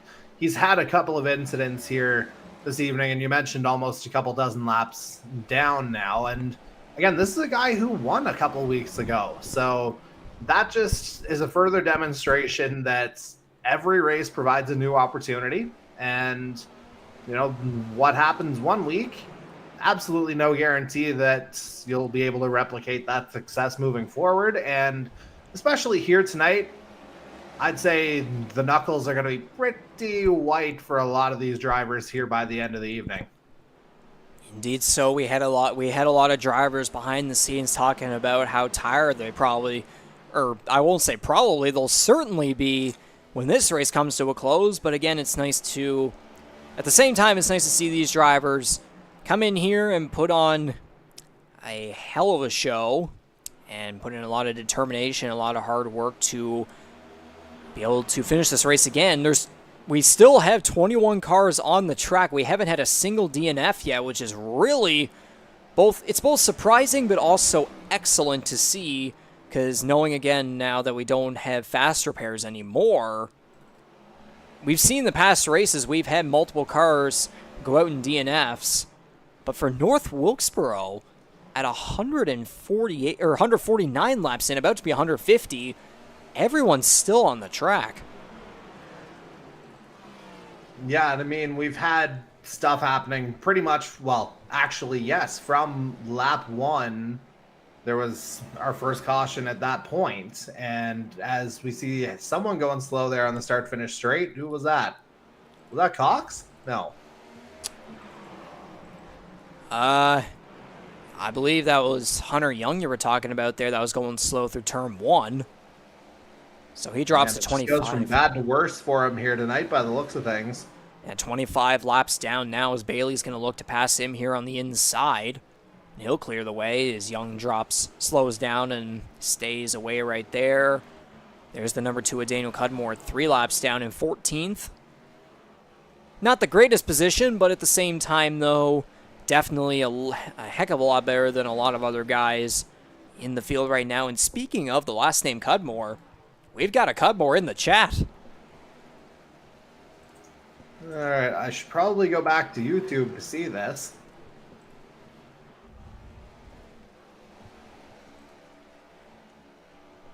Hey, what's going on, Duck?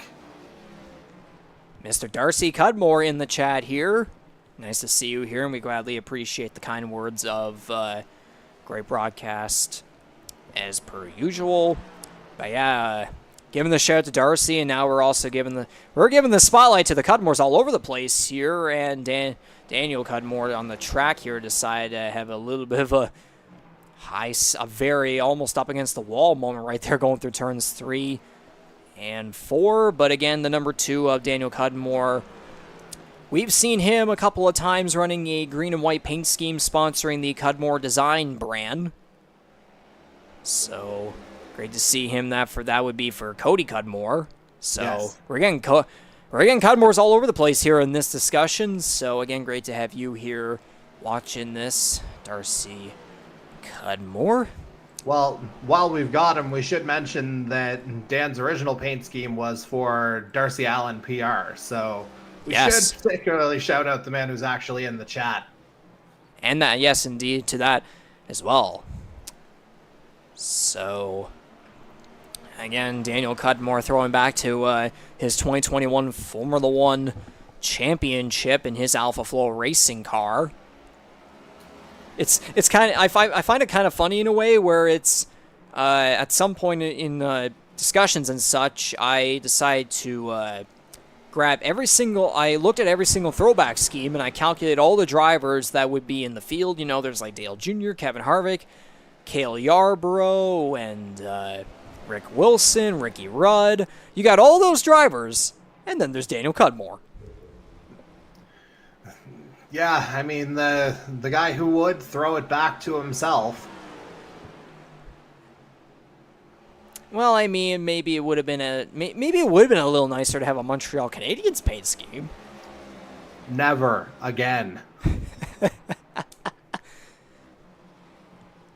You can tell by those words from Jordy, he definitely approves of it. Yeah, sure, we'll go with that. Lap 161 and 267 here will be very, very soon approaching 100 laps to go in this race. And again, too, after all the chaos that we were seeing in the first, 40 laps or so of the race, it started to slowly dip into more of a case of green flag green flag racing.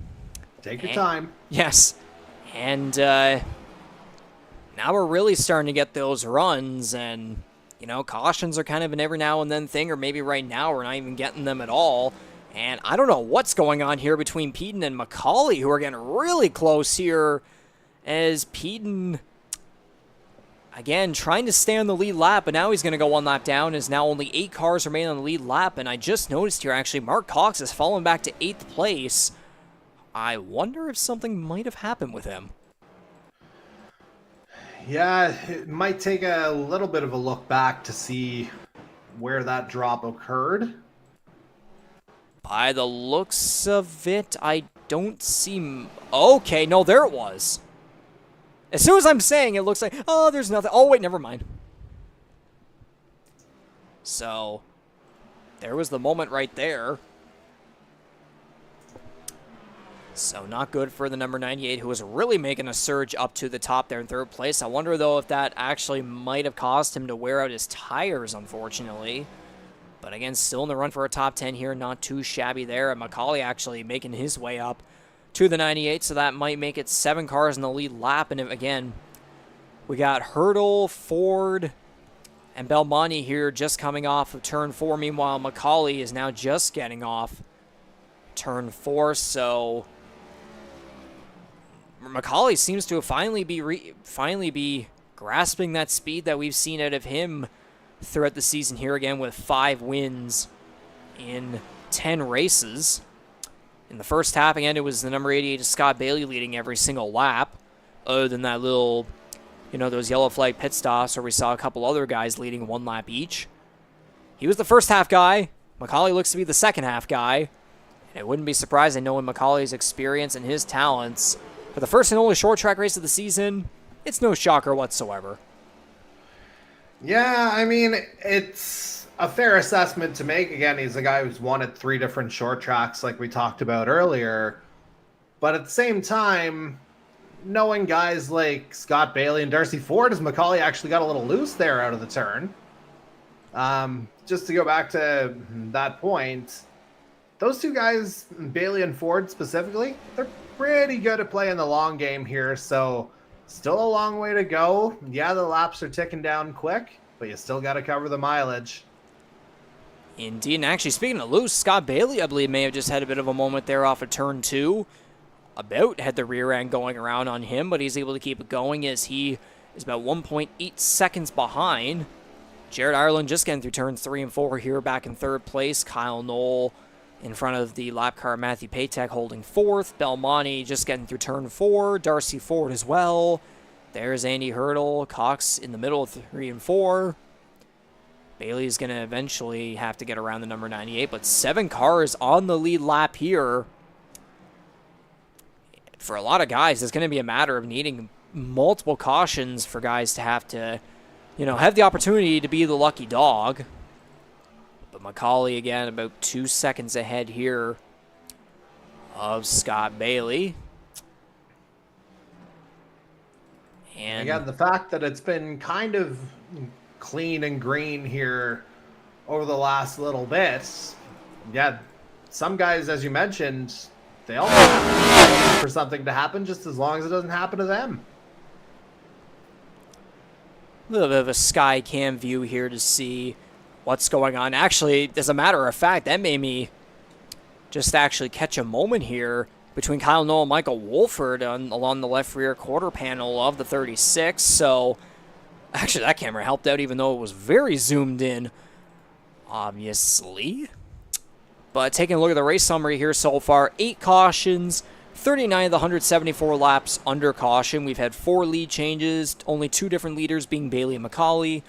MacAulay was able to get a faster lap than he did back, like we said, back on lap 9. 18.854 on lap 48 at 98.4 miles per hour. Looking at the... Whoa, and... Who's slow here?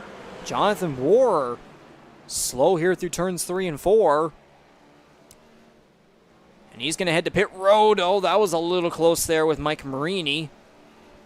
War is now 5 laps down. Marini's still at 4 at the moment. And we got a little bit of tight racing going on here between Baum, Knoll, Cudmore, and Belmonte. And Belmonte, had a bit of a moment there with a bump in the grass going through turns 3 and 4. And now the leader, MacAulay, heading down pit road. I would imagine, too, again, knowing that lap 89 and lap 1... What was it again? 178. Yeah, 170. Yeah, we're now on lap 178. And again, the pit window about 75 to 80 laps. So we're now starting to see cars taking green flag pit stops here. We won again during those first 40 laps of the race. We wondered the whole time if we would ever get green flag pit stops, but we finally are for good. So MacAulay with a 13.43, Ford and Knoll here also on pit road. And that would be stage points as well for the 17, correct? Indeed. So actually, I think based on stage points, I believe Bailey is going to, quote-unquote, win the second stage. And by the looks of it, Ireland and Peden are going to be, I think, would be to wrap up the podium. I think MacAulay may have gotten 5th or 6th or somewhere in that range. Well, let's just see if I can go back and... Yeah, because he pits at the beginning of 178. So he's technically, well, obviously he's not over the line. So that's not the stage win going his way. But yeah, the number 88 National Guard Chevrolet, technically 2 stage wins right there. And he's still in the lead right now. Now he won't be as he heads down pit road. MacAulay, or Ireland, I believe, is going to now end up taking the lead as MacAulay is now just getting through turns 1 and 2, is way behind Ireland. So the number 13 is going to take the lead. Bailey will head into his pit stall. I would imagine he'll be going for 4 tires and fuel here. And that will be the case. Wolford also again, coming if we're off. looking at that 75 to 81 fuel run, what's going to break first here? That fuel or the tires? And if, something happens to go awry here in stage 3, as kind of historically things have, you wonder just how much guys are, well, I guess that'll afford guys opportunities to stretch things a little bit more. But I still think things could get a little spicy here toward the end. Indeed, so Ireland's still leading the way here. I would imagine he'll probably be coming down the pit lane here very, very shortly as he holds the lead by about 9 seconds ahead of Corbin MacAulay. Scott Bailey 1 lap down, though, knowing that he's now on fresh tires. He's going to go back on the lead lap, remaining in 4th place.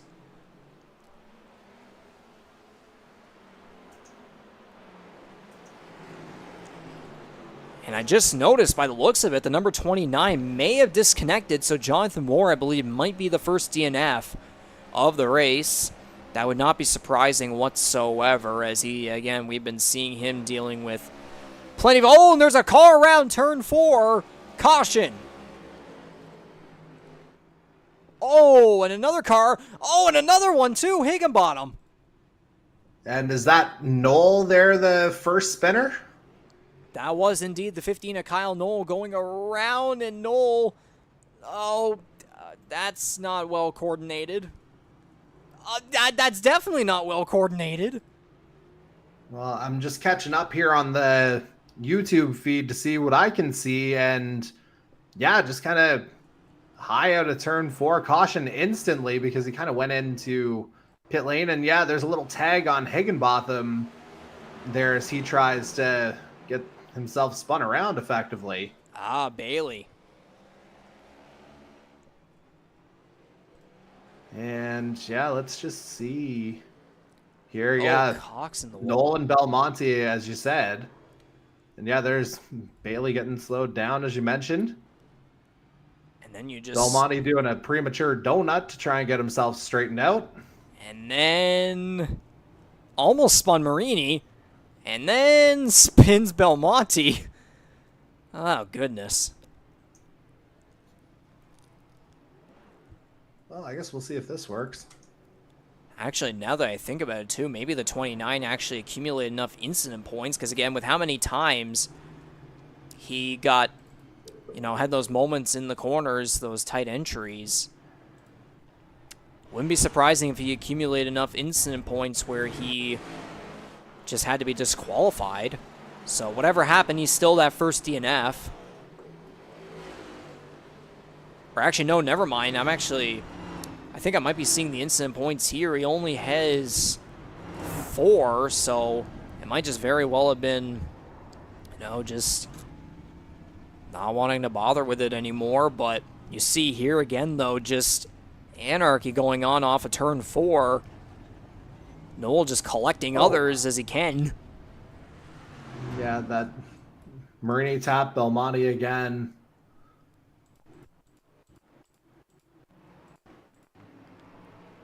And under caution here, Jared Ireland went down pit road. So Ireland's still leading the way. Yeah. Interesting thing here to think about, Riggs, and this is coming from not having any awareness of the pit strategies whatsoever, just kind of historical patterns. We know Kyle Knoll to be a guy who occasionally takes 2 tires on pit stops. You were talking about that earlier being absolute hell, for lack of a better term, at North Wilkesboro. I wonder if maybe that's a contributing factor. If indeed he did go that way, again, we don't have that knowledge right offhand, but I wonder if that could be a factor, if that was something that he'd chosen strategically a little bit earlier on. Indeed so, and with the pace car rolling off, we're gonna... Okay, I am actually very shocked that we're going back to green here. Definitely not organized whatsoever. We're just going straight right back to it, and Jared Ireland's gonna lead the way. Over Bailey, MacAulay. Mercado's up there, even though he's 2 laps down. Again, we saw... No, go ahead. We saw earlier one of those restarts get abandoned so that there could be a little bit more organization, but this time around, it's just like, you know, get right back at it. And Ireland and Bailey are going to go side by side for the lead here, but Bailey diving it down the inside. He's going to be able to clear Ireland, and he's going to take the lead back here on lap 194. It'll be now 195 at 267, and you go ahead with what you were saying. Well, what I was going to say, and ultimately it didn't amount to anything, just, you know, I was noting Mercado and MacAulay coming out of turn 4, because obviously, you know, both day 1 drivers, guys with a little bit of history, it has to be said, but on that start-finish straight, everything kept clean between those 2 guys. All good, keep it moving.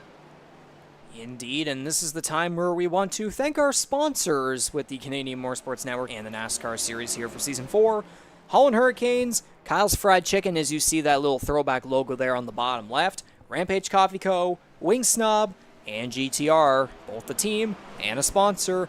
And we'd like to thank TrackCams22.com for providing these amazing camera angles here to really enhance and emphasize our broadcast, to make them really, truly look professional here on the iRacing service. And again, for our first time around on iRacing, that. Got a little dusty. Jonathan Peden around turn 3.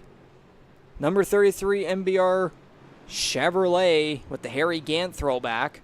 Oh, jeez. Oh, wow.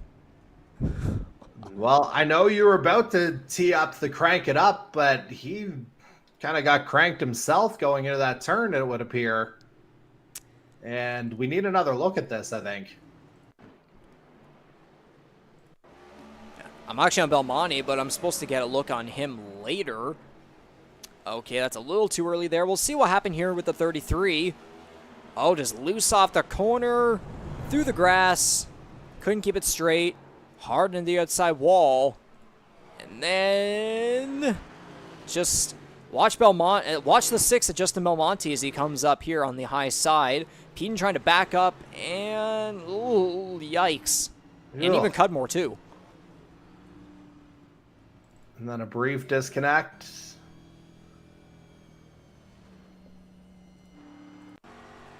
But then the Gator ultimately got it turned around, and yeah, this is caution number, what, 9? I'll see on the summary here eventually. But I really want to get an angle here from Daniel Cudmore.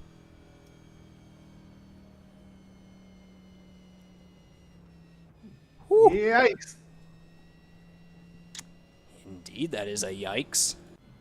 So, I think if maybe we can get a little bit more organized on this next restart, maybe we'll be able to get that trackcamswindu.com 3-word thing going. I'm going to wait on saying those 3 words specifically here very soon. But 88 of Scott Bailey still leading the way here. And if we look at the race summary, as you were asking, 10 cautions.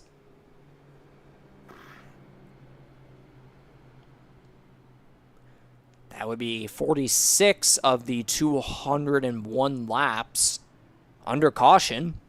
We are now in 9 lead changes, 3 different leaders. MacAulay got a new fastest lap on lap 181 at 99 miles per hour and 18.7.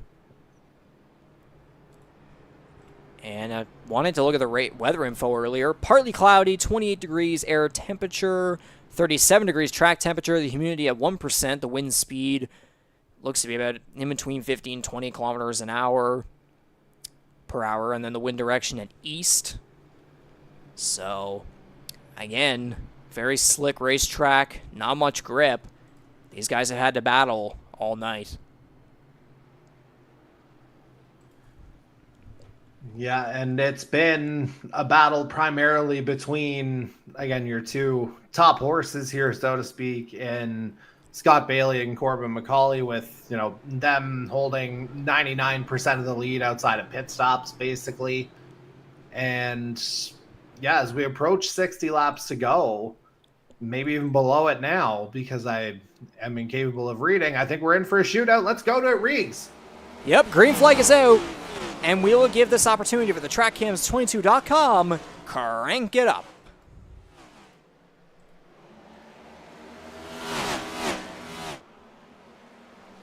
Oh, thank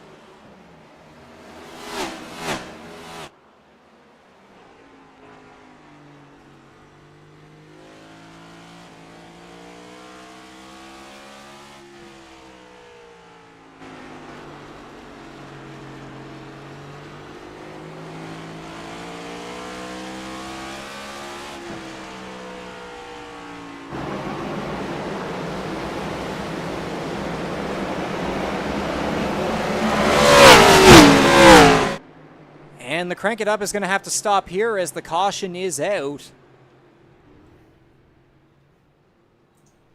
So we'll have to toggle that, get the ticker back on. And we did see during that crank it up, there was a moment towards the middle or the back of the field. But no idea who may have potentially been involved in that one. I do see Hunter Young towards the back here, so we're just going to take a look and see if we can find it. Okay, yes, actually, here it is. I was going to say, was that Ireland and pit lane we were seeing? Yeah, there's some spinning.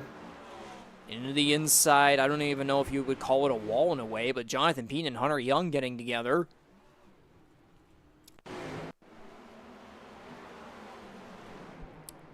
So we'll see your Peden had a bit of a disappearing moment, and then contact. Young goes down, Peden goes up. Probably a racing incident at first glance. Not ideal for either driver, and I am going to really need to try and go back and see what on earth may have happened towards the back of the pack, because something did indeed happen. Just don't know for sure. Ah, there we go. There's something. Ah, yes, there we go. Jared Ireland had a moment. Someone else did too behind them on the front stretch, but...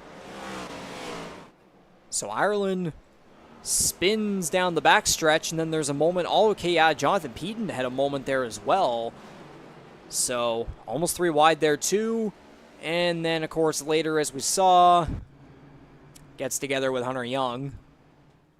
So we were still able to get laps of the Crank It Up done, so we'll just leave it at that. But TrackCams22.com, even though that was a little short-lived, we thank you very much for offering the oval package cameras for our first season here on the iRacing service to really give us professional broadcasts here, give us really good live productions here in the Canadian Motorsports Network.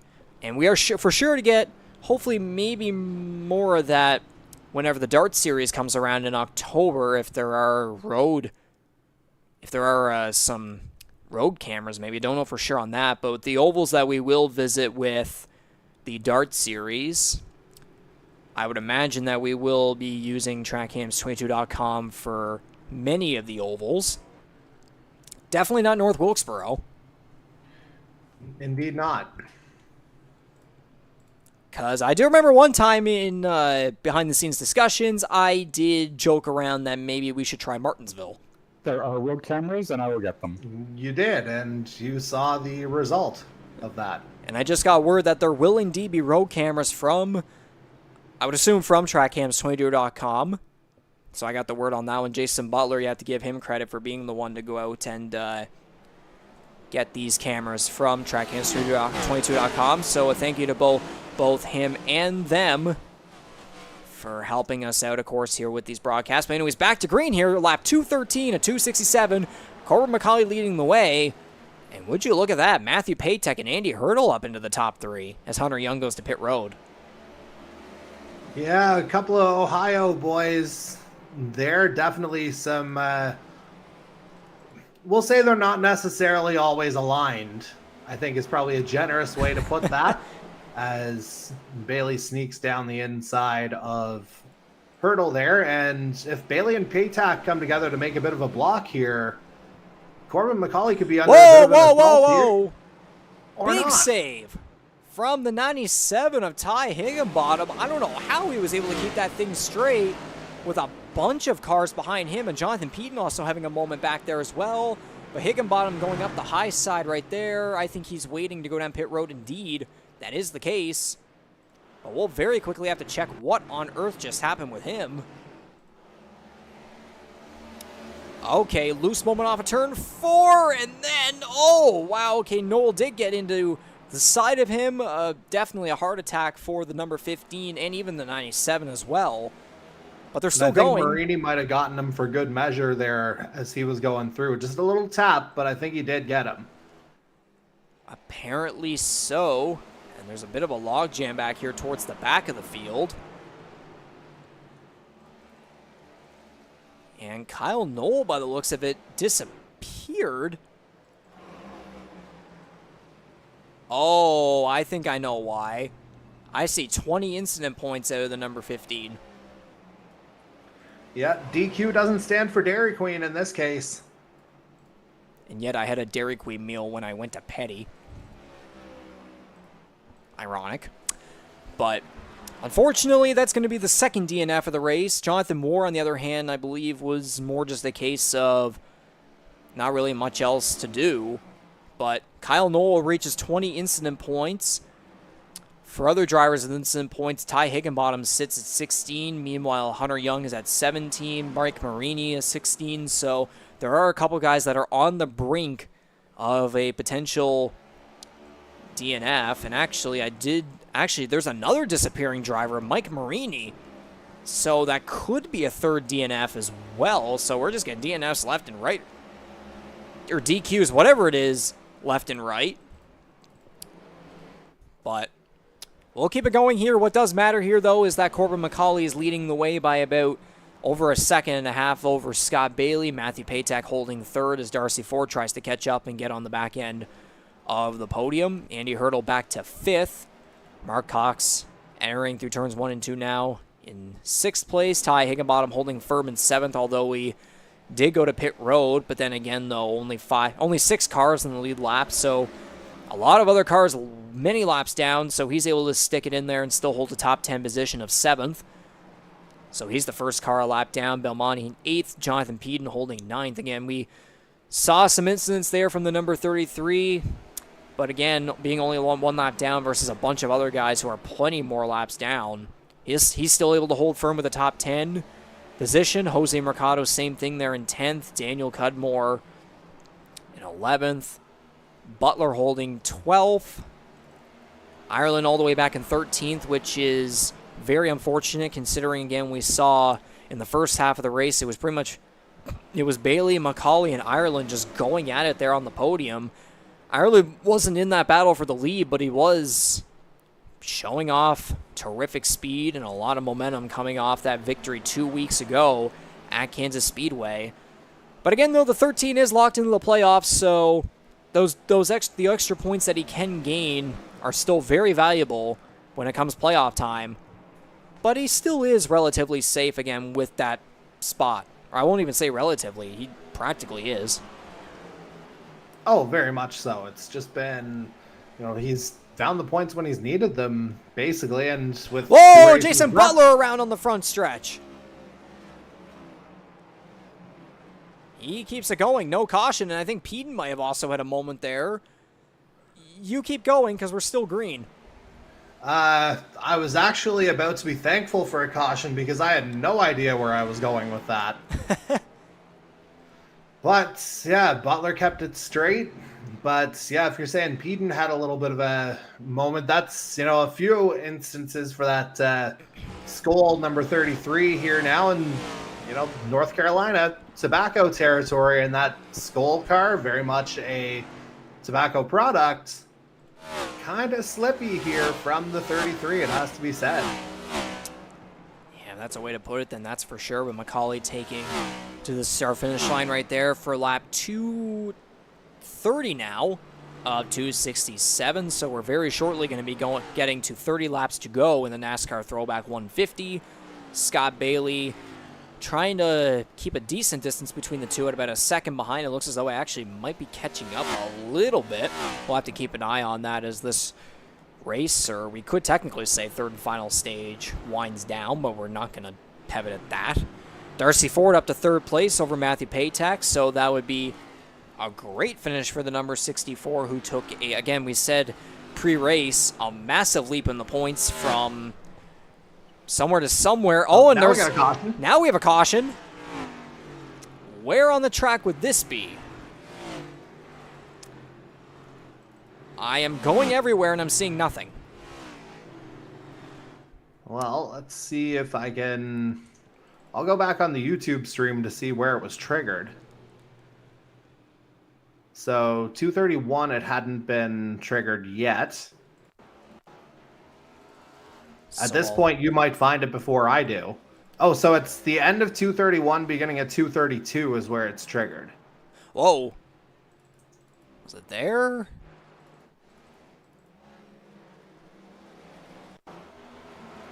I am really trying to see where it may have occurred here. I see smoke from Peden.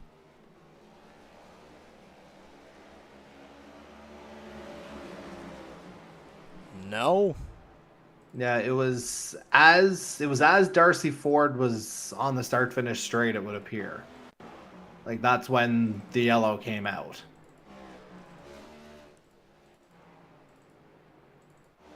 But the one thing this does do, Regan, while we're kind of figuring this out, I was just starting to think a little bit about what a final pit stop might look like. You got a caution here now. I wonder if this is the opportunity for some guys to do it, because then you don't have to worry about fuel windows. you don't have to worry about tire wear really with 30 to 35 laps to go. And I think we're maybe seeing that come to fruition with some of the back markers at least. We believe it's the 77. 77 brought out the caution. 77. Okay, I am getting word here through race control that apparently the 77 might have been the culprit. He is in pit lane, so I wonder if that's... Ah, there we go. Oh, front end. Okay, we're going to have to go way more back here. Yeah, way back. In the wall in the back stretch. Dives into turns 3 and 4, and then he just cakes in the outside wall, loses the front end completely. Heads down the front stretch. Definitely not the way you'd want to Ross Chastain by any means. No, and the other consideration there, I think you said he was on 17 incident points before. I wonder if that got him to 20. He's at 17 now. 17 now, okay. Yeah. I So thought you said 17 before. My bad. I think I might have said that for another driver, but I'm seeing here... Again, I'm trying to remember these rules that we have. Obviously, fast repairs are done. If you accumulate 16 incident points, that equals a black flag. If you accumulate 20, the server automatically disqualifies you. So I do wonder if Marini, maybe that black flag came out for him, and then he just decided to probably call it quits there. And then again, Jonathan War only had 4 incident points. So again, War was probably a case of just not much else to do, no point. Marini sees the black flag, doesn't see a point there either. And then Kyle Knoll actually reached 20, so... Not great there. Everyone, the pace car rolls off. Everyone rolling up on that high side. And the green flag is out. We are at 30 laps to go in the NASCAR Throwback 150 with Scott Bailey leading the way. Corbin MacAulay right on his rear bumper. He's going to go to the inside and try to make a battle go here through turns 3 and 4. Bailey holding firm, though, on the high side, sort of. He's going to lead the lap. MacAulay is still going to stay to the inside there. They're still going to continue to battle hard here down the back straightaway. These two cars have been the dominant ones here tonight. So it'll very well be either one of these guys. But then again, though, you see the number 64, Darcy Ford, is catching up. We've seen him on a surge. Oh, and Bailey and MacAulay are going to have contact here through turns 1 and 2. I think MacAulay may have gotten tight up the track, and that's going to cause him to fall back, and Bailey's going to now clear the way for the lead, and Ford is only going to catch up even more now. And those top two, they've certainly developed a history over the years of racing hard, but primarily fair, as Ford had a bit of a wall tap there. But Yes. bringing it back to Darcy Whoa, Ford. whoa. Trouble. Or not. Oh, Mark Cox around in turns 3 and 4. And Yeah, 9. the Kit Kat car might have broken off a piece of the wall there in the turn. Oh, come on. All right, we'll see what happened here with number 98. Oh, we did see it was going the wrong way at one point. Just lost it. Outside wall. Car goes around. He slides right along it. And thank goodness no one was able to get into any more trouble there with him.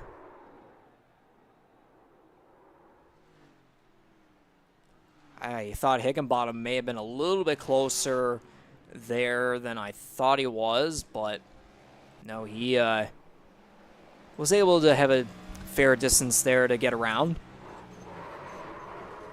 But again, for how many cars are laps down, the 98 is still in the running for a top 10, so not too shabby, but at the same time, though, damage could cause Cox to end up going a couple laps down, and he's now at 8 incident points.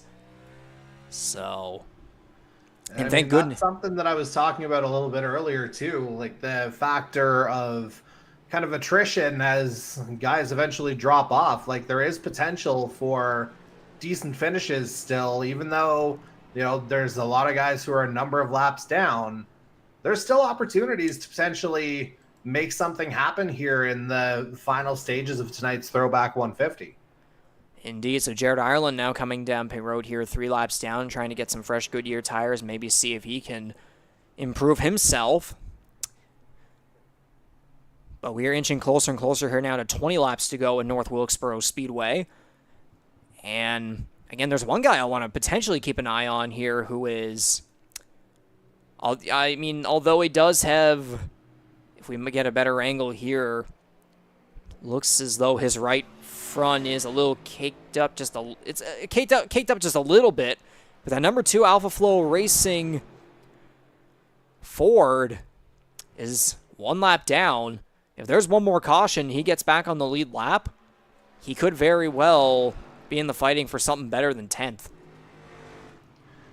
Yeah, and I mean, single file, if you're kind of bunched up behind, like, there's a little bit of room to maneuver there if you're Dan Cudmore and potentially have something where, as you mentioned, can get back on the lead lap. So remember how I kind of discounted what I said about conservative drivers earlier? Maybe I bring that back into play. Whatever makes me sound good. For sure. So it looks as though the pace car lights are off. And we'll be going back to green here with 21 laps to go. And speaking of number 21, at 21 NBR Motorsports, Chevrolet is in 4th place. He'll look to make a run here for a better finish, maybe even a podium. But we're going to go back to green here. 21 laps to go in the NASCAR Throwback 150. Only so much time left in the first and only short track race of the season. I'm Bailey. surprised Darcy Ford wasn't a little bit closer to the back of Corbin MacAulay on that restart. Yeah, there's a bit of, maybe wanting to take it easy and play there, but, you got to be in it to win it as well. And as you see, there's already a gap forming between 2nd and 3rd 1 lap into this restart.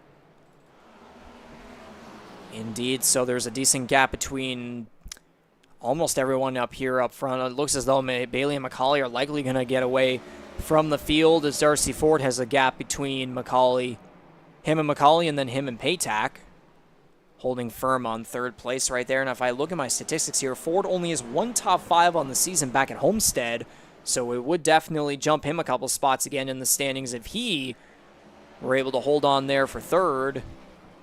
And about that, we're getting a battle up here up the front for the lead. MacAulay trying to use the high side, Bailey sticking to the inside. And it looks as though MacAulay might be able to prevail on the high side. No, I think he actually might have gotten tight there through the corners. And Bailey's going to barely lead that one. Or Bailey lead that one, if you want to try that. Sure, you did. I tried. But down the backstretch, down the backstretch, 2 cars, 88 and 17, still side by side. MacAulay a little bit up the track off of the final corner. There's Justin Belmonte coming off the pit lane. He'll try to exit off safely, and he will at 1 lap down in 9th place. So now it looks as though Belmonte would be the lucky dog if we were to get another caution here. But MacAulay is going to clear Bailey and take the lead. Looking at his driver info tab, he's led 80 of the 252 laps. Bailey, on the other hand, 161. But again, though, it's not about the laps led. It's about who is there first at the checkered flag. Yep, who's leading the last one?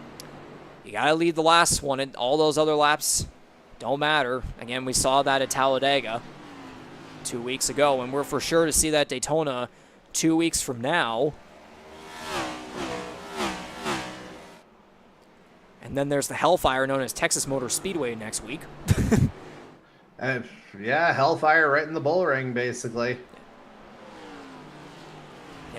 Yeah, you could say that term for the next 2 weeks, really. But yep. MacAulay leading the way by about half a second here over the 88.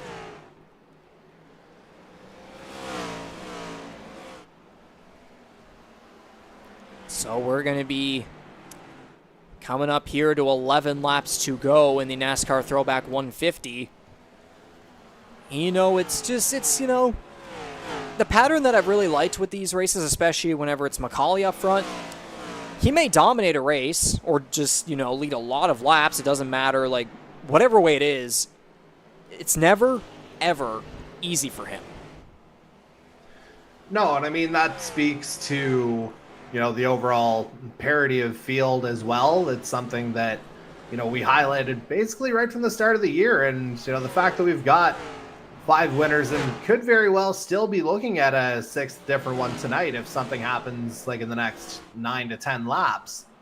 But yeah, you mentioned the fact that it hasn't come easy. There's been a lot of close finishes there as well in that time. So yeah, the fact that MacAulay is kind of able to keep his head at the end as much as anything else, because that was something that, it's been a maturing process. As we got ourselves a sprint to the finish here, buddy. And it might be a good thing that we're sticking to single file restarts here, because we're going to get a shootout to the end here as the number 41 of Jose Mercado goes around at the end of the front stretch. And we're going to really get a look here at what happens. So, just another loose moment off a corner exit. In the middle of the track, he's able to avoid the outside wall and back down before everyone else comes along. Before the leaders specifically came along. Yeah, exactly. And so with that, the 41 of Jose Mercado is the culprit of this late race caution. Oh, goodness. Yeah, just slippery as much as anything else. And what were we literally just saying about nothing coming easy in this series? Yeah, we were... Yeah, broadcaster jinx happens there. MacAulay, he may dominate a race. We've seen that out of his 5 wins, but they never come easy. And that even he said that in post-race interviews, like post-win interviews, maybe that's a way to put it. He loves how it's not easy for him. Although ironically too, at the same time, whenever there's been races where he's lost, but he knows that he had better speed and had, a good chance. Like, he loves to win, loves to compete. Whenever he loses, he's not happy. And I mean, that's very fair for a guy who just, is competitive and wants to win, but also understands. He also understands too, maybe not in the moment every time, but he understands that this is still a competitive field, even though he may have the most wins on the season and he may dominate most races, but he's got a very, very competitive and diverse field behind him, and it's quite a lot of parity behind him. So we might end up seeing the proof of that here, as it looks as though it's okay. The pace car lights are still on, so I do wonder if we're going to get a 2-lap shootout to the end. You're about to say something. Go ahead. I was about to say, like, over the course of the 4 years, like, you talked about some of the characteristics there. I think if you asked, a number of drivers who've been here since day one, I think they would say there's been a maturing process to Corbin MacAulay as well. Not to suggest anything necessarily from season 1, but, definitely you kind of alluded to more of an understanding or, an ability to roll with the punches, so to speak. There's definitely been an evolution there from, 2020 to now, and that's to be applauded. And I think, I would say that's probably contributed to his, run of success, especially over the last, in this season especially, but, the kind of overall run of consistency that's just really kept going from the beginning. Indeed so, and the car lights are off. We're going to get a 2-lap shootout to settle the NASCAR Throwback 150 at North Wilkesboro Speedway. Everyone's going to pack up here. Green flag. MacAulay gets a good jump. Bailey will have some work to do here to try and have a shot at battling for the win. Yeah, this is going to be an exciting 40 seconds or so here, Reegs, and that's just ticking down right away. It's going to be a white flag right out of this corner. Indeed, so it's going to be a quick one. White flag is out. Final lap here at North Wilkesboro. And I thought there was a bit of a moment going on back there, but Bailey's going to try everything that he's got to try and catch up here, but it looks like it's not going to be enough. Through turn 3, And for the final time, the number 17 Holland College Chevrolet with the throwback to Kevin Harvick is going to win the NASCAR Throwback 150 at North Wilkesboro Speedway. And he decides to go for a little bit of a spin there through turn 1, just as a little bit of a celebration. And if my eyes are correct, did Andy Hurdle just try a Ross Chastain? I was just going to point that out too. I think he may well have. Which I don't know if that's going to work legalese. Well, we'll take a look here. Number 7. Oh, he did go for it. Absolutely wall riding. It didn't help him.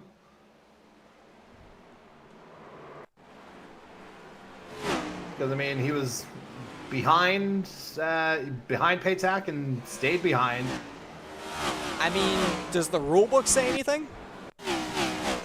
I believe it's been brought up in a past conversation.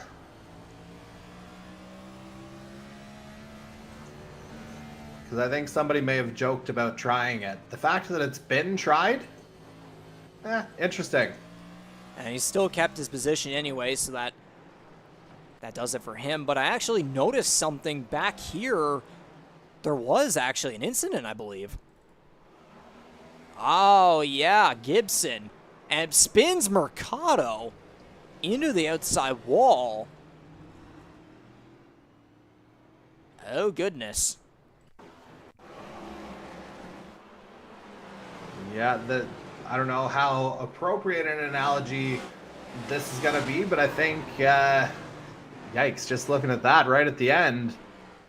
Somebody did something bad to Gibby's cornflakes there at the very end. And, yeah, you see the end result. As, again, whether that's done intentionally or not, yeah, just that kind of last little spin / burnout, whatever you want to call it, from Corbin MacAulay. But ultimately, at the end of the night, the 17 stands alone. And there he goes, celebrating on the front stretch. This isn't exactly live. We have to obviously capture this because by now everyone would have come to an end here, so you can see him going at her with the rear tires. And I'm sure he will love this one because I know, knowing him as a diehard NASCAR fan, he was one of many fans praying for the return of North Wilkesboro. And it indeed was able to come back in great fashion, knowing that his all-time favorite driver, Dale Earnhardt Jr., was the guy at the front, at the helm of the effort to bring the track back in real life, and even obviously here to iRacing.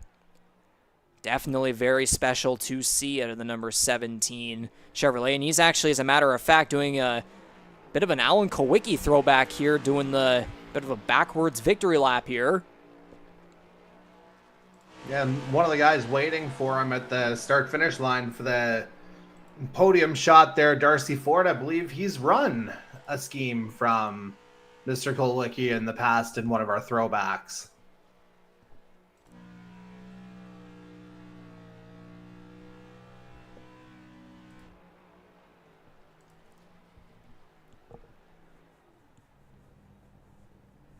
Maybe a bit of a mishap going on right there, but he gets back to the start-finish line to join his veteran pals in the 88 of Scott Bailey and the 64 of Darcy Ford. And about a perfect spin right there to get to the middle of the track there at the start-finish line. And then you see the other guys, Bailey there in his Dale Jr. throwback, and also Darcy Ford in the Sterling Marlin throwback. Lining it up there at the start-finish line. Ford taking some time there, but he eventually does. And what an angle you get right here of these three. There it is, your podium for the NASCAR Throwback 150 in North Wilkesboro.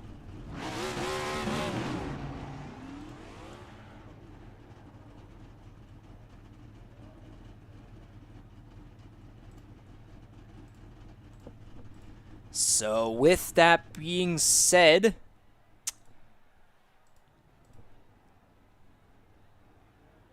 is MacAulay going to try and celebrate a little bit more? Is he going to stay at the start-finish line? Maybe try and get a victory lane position, trying to see what he's doing here before we get to the unofficial results. And, yep, he's going to stay at the start-finish line, so this will be a fair enough angle right there, maybe if we get to whenever we get to the post-race interview, but we'll kind of go for more of a scenic view here as we will toggle the unofficial results here.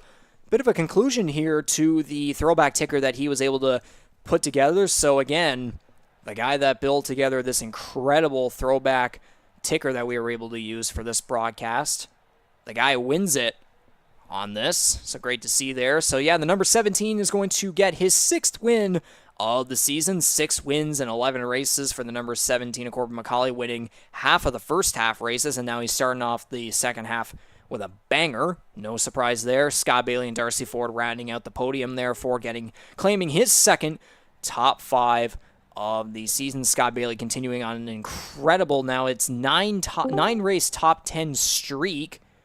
Matthew Patek, number 21, with a solid finish, a 4th place right there. Andy Hurdle coming home in Ross Chastain style in 5th place. Number 97, a Ty Higginbottom with a stellar 6th place run there for his home crowd. The number 98 of Mark Cox got caught up in a couple of incidents throughout the race, but was able to hang on and take advantage of staying on the lead lap with a 7th place run. The number 6 of Justin Belmonte, the final car in the lead lap in 8th place.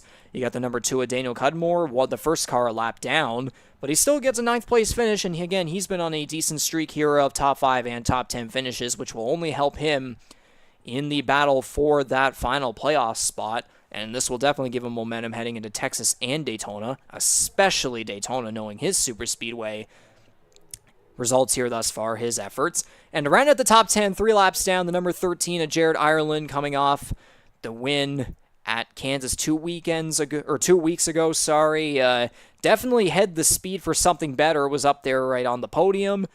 But again, top 10, not too shabby. Definitely could have had better out of him, but still not bad. Top 10 for the rookie right there. You take away the rest of the results for us, Jordy.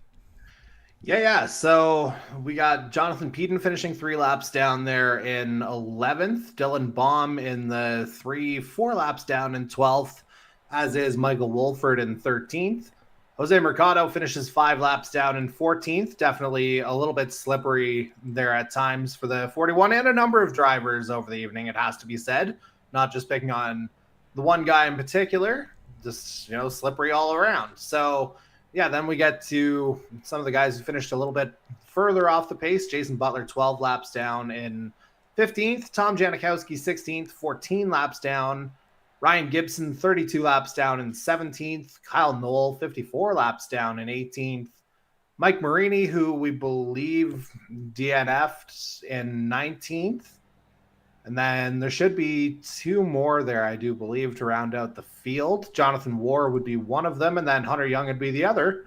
Only in reverse order, of course. Hunter Young finishing 20th, Jonathan Warr rounding out the field. So you've got your bookending Kevin Harvick schemes here at the Throwback 150. Indeed, so that does it for the unofficial results here, and we're going to get our faces here just one more time here. Make sure everything's all good here. Yeah, I would say so. But yes, Jordy, of course, the NASCAR Throwback 150 here, our first and only short track race of the season. We are hoping, we have a goal of going to more short tracks in Season 5, hopefully. Now, and that will also go towards road courses as well. But again, for our first and only short track race of the season, what comes to mind immediately? What are your overall thoughts? Well, I kind of referenced it in the final results, but it was kind of bookended in terms of the pace of the race too, where guys took a long time kind of figuring things out in the opening stage with about half a dozen cautions there in the first 40, 50 laps, somewhere in that ballpark. Same kind of thing happened in stage 3, maybe just a little bit more spread out than it was at the beginning, as again, guys were trying to feel each other out on the track, trying to figure out what was possible, so to speak.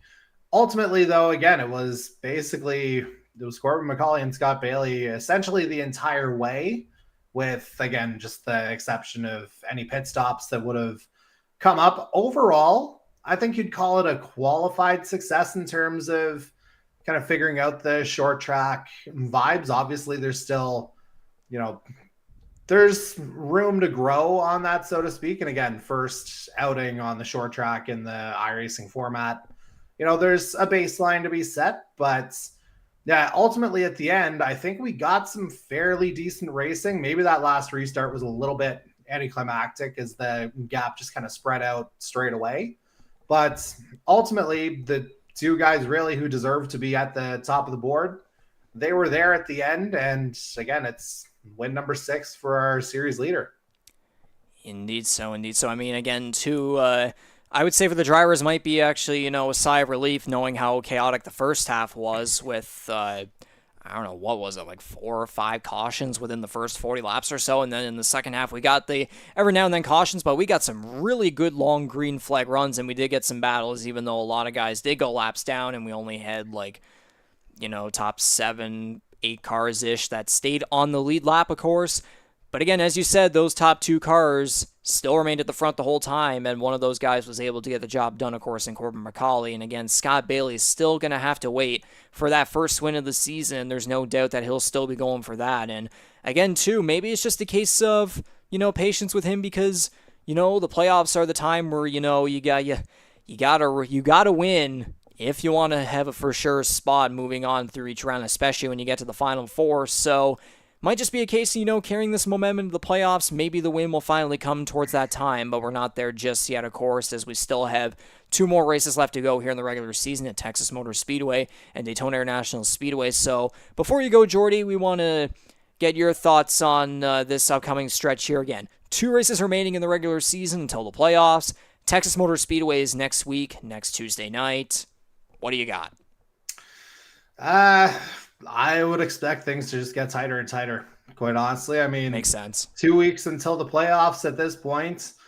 Intermediate is, where we've seen the lion's share of our races so far. So you can kind of get a vibe for maybe how it's going to go. Obviously, things changed a little bit with the elimination of the fast repair a few weeks back.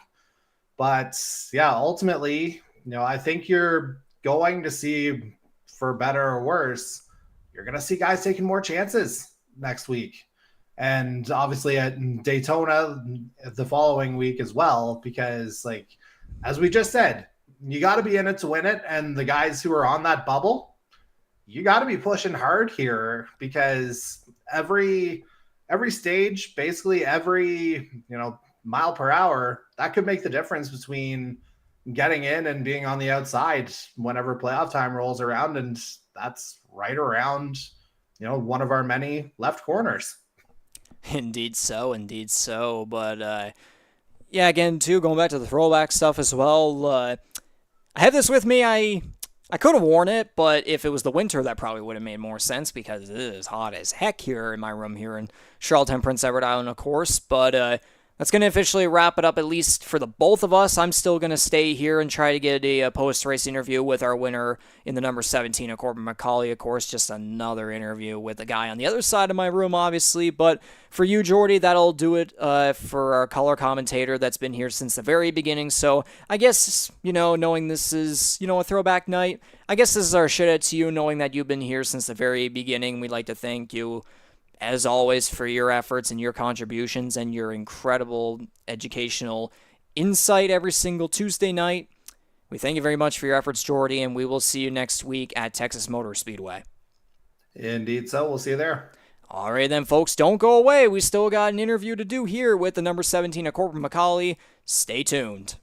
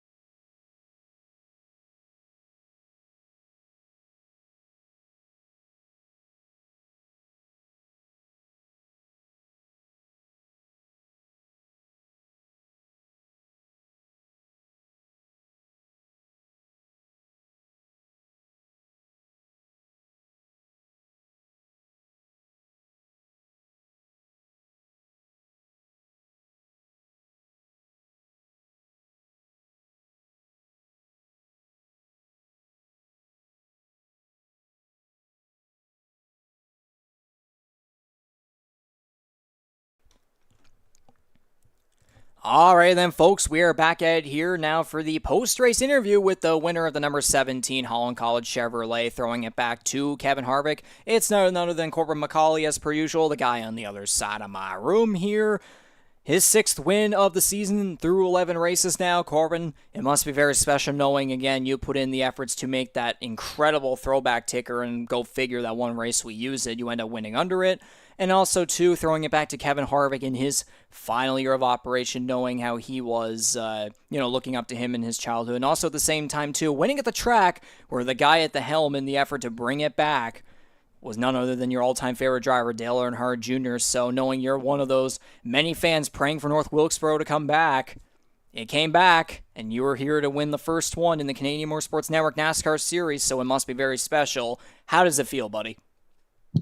It just feels so awesome, man. North Wilkesboro is it's such a good racetrack, dude. Like all these years, like I'm obviously I'm not old enough to know what it was like in its past. I was born after like 5 or 6 years after it closed, and yeah, it did come back a little bit in the early 2010s. But I wasn't a big race fan back then. I was just a little kid. So, but the history of this place, the efforts that everybody went through to bring this racetrack back in real life. It's absolutely astounding, and I really hope that North Wilkesboro becomes a stay on the schedule every single year. Because if it does, I'm 100% going to one. It's on the bucket list. I want to see this racetrack in person, and yeah, it's so awesome. I mean, if they fix the cars on the track first, but like we won't have to talk about that for now. But no, obviously on iRacing it puts on a great show. Me and Scott Bailey, we were side by side there for a good 3 to 4 laps. We were making a little bumper to bumper contact. It was some good short track racing, and short track racing is one of my favorite things out there. Like you can't beat a short track night. You can't beat being out there, the smells, the sights. I just love short track racing so much, and being able to come out here and win this race, not to mention this long and grueling race, 267 laps. Here's a lot of laps, and being able to come out on top, it's a really, really good feeling. Indeed so, and it's ironic. Jordy and I were, before that final caution came out for Jose Mercado there, we were talking about the fact that whenever you do dominate races, they're still not easy to earn. Like, you actually have to fight hard every single time, and you just said that there. You had to deal with that number 88 of Scott Bailey, who was more so the first half dominator in this race, and then you kind of more came through to that front spot, the top of the field there throughout the second half. But again, to dealing with a track where it was slick, tight entries, loose exits. There were a lot of guys behind you that were having to deal with all that, and, just having a battle with him and such, and dealing with pit stops, a very chaotic, first 40 laps where there was 5 cautions or something. So it definitely must have been quite the tedious effort for you there. Oh, it certainly was. And I'm going to mention too, that final caution, honestly, it saved me because. Yeah, I heard you, I think, react on the other side of the room. I heard you say something. Well, what happened is Bailey had 20 lap fresher tires than I had, and he was very fast approaching. He was gaining 2 or 3 tenths every single lap, and I just saw that interval keep going lower and lower and lower. We could tell. Yeah, it was only it was 2 seconds, and then it was 1.5, and then it was 1.3, and I was like, "There's no way I'm going to win this race if it stays green," because of how much fresher his tires were. Because this track is so abrasive and so aged that even 10 lap fresher tires, you could be a half a second faster than someone. And the fact that I had 20 lap older tires, there would have been no way I won this race that last caution came out. And when that last caution came out, obviously I came down pit road and got those 4 tires. And that put me equal with Scott because he also came down and got the 4 tires. And from there on out, it was just an equal toe-to-toe battle because we both had the exact same age on our tires. And I did a little strategy move too. I put a little bit of fuel in the car, which any other person, if you don't put fuel in the car, if you leave it light on fuel, it does get a little bit tighter. But I wanted a little bit extra weight in the rear tires because of how tight entry was. And that extra fuel actually helped me on entry because of it made the car a little bit looser in the rear. But it made it a little difficult on exits, but it certainly improved my entrance speed to the corners. And just the reason that I think that the races switched hands around the halfway point At the start of the race, I was struggling pretty badly with my rear tires. I was getting really loose off the corners. I learned a lot during the race. I haven't run on North Wilkesboro a lot on iRacing, and this is easily the longest I've ever had practice or have done laps here. And at the first half of the race, the track temperature was extremely high. I think it was up near like 130 degrees Fahrenheit, and that made the track extremely slick on exit. And I was struggling to keep the rear tires underneath me, and I would be using them up, and I had to learn to back up the corners more. I was driving in too deep, and it was wearing out my right front tire, not letting the car turn, and then getting really loose off exit. So what I did was halfway through the race, as the track started to cool down, it cooled down significantly. It was like 130 at the start, and then by the end, it was in the 90s. So the track cooled off by over 30 degrees Fahrenheit, and that ended up having more grip in the track. And once that grip showed up, it was smooth sailing from there. I had it locked down. I had the knowledge of the track like down in my head because of the first half of the race. And I was driving a lot harder on exit because I trusted the car would stay gripped because of that lower track temperature. But it ended up working. I didn't spin the tires as much. I didn't get loose, and I kept her down. And anytime I got by them, I put a pretty decent gap on them. So it was a really good feeling to do that. Yeah, great analysis from you there as per usual. And again, going back to Bailey too, like the past couple races, it's just been you two going at it. And again, too, he hasn't won since, like, I believe the date was June 15th, 2021, where he got his last victory in the Canadian Motorsports Network NASCAR Series. He's been so long overdue for a win, especially how consistent he's been this season, but you're just not letting him have it, man. You know what, though? Every single time we've battled, I never think I'm going to be the one coming out on top. He is he's an amazing race car. Like, he's an amazing driver. Every time we've battled, it's been clean. Speaking of that, I just want to apologize. I've already apologized profusely, but I'm going to do it again for getting into him in turns 1 and 2. I just booked it into the corner way too hard. I locked up the brakes, and once my brakes locked up, I just had zero turn. I was probably like 180 degrees on the wheel left. I did not want to get into him, but I did.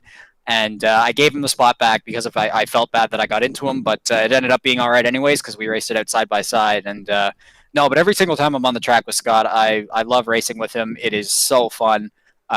Anytime you can get into a side-by-side battle with someone on a frequent basis and it be clean and you guys are just racing hard for the win, it's such an awesome feeling because, like, obviously both guys want it so bad, but you do it in a clean way. You don't take them out, you don't hit them, you don't spin them. That's just not what racing is. Racing is about racing clean, racing side by side, having fun, and being the victor. So obviously I've been on the victor side a few more times, but like his win is coming. It's coming very soon. I could see it being next week at Texas. He's been, I remember back in the Heat Series, he was good there.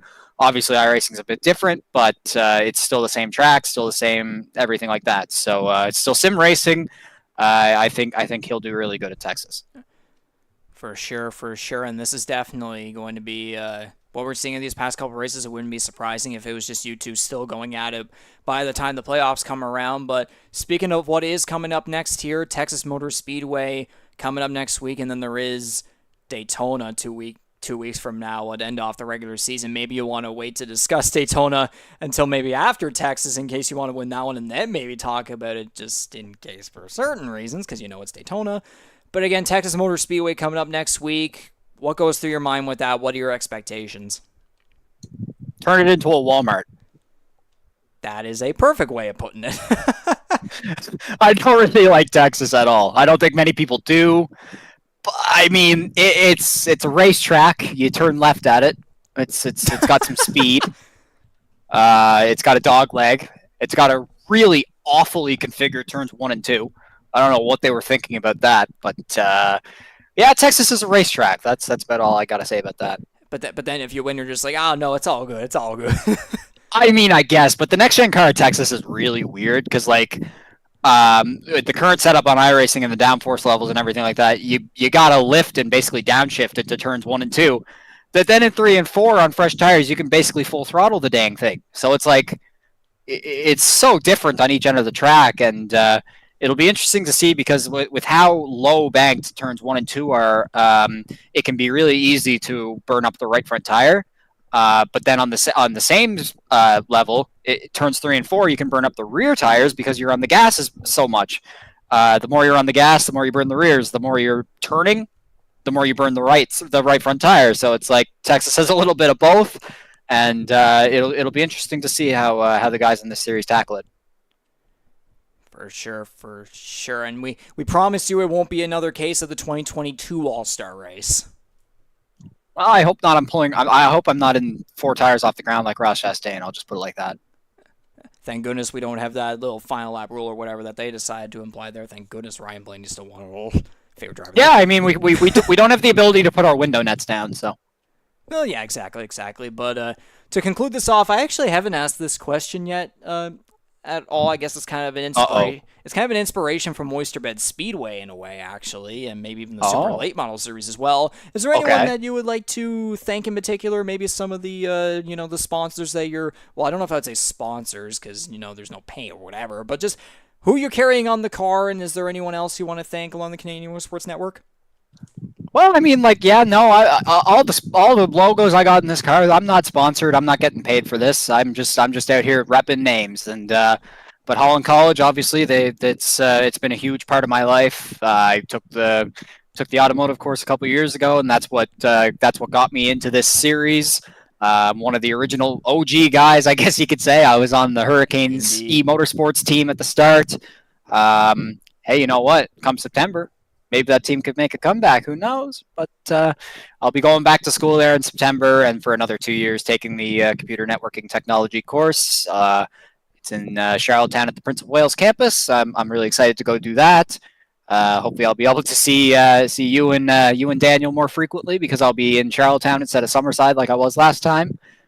Maybe we could have some in-person discussions about the series or the teams or whatever. And I'd also like to thank Oysterbed Speedway. They took me on to be their scoreboard guy this year. It's been really fun. I love being at that racetrack, and the fact that I do some work for them now is it's really special to me. I love how up close and personal I get with all the cars, with all the people there, especially being up in the tower. It's always been a thing. Like as a kid, I was always dreaming like I wonder what the view is like from up there. And now I get to be there doing work for them every single time there's racing this year, and I really appreciate that from the guys, and can't wait to be back at that track.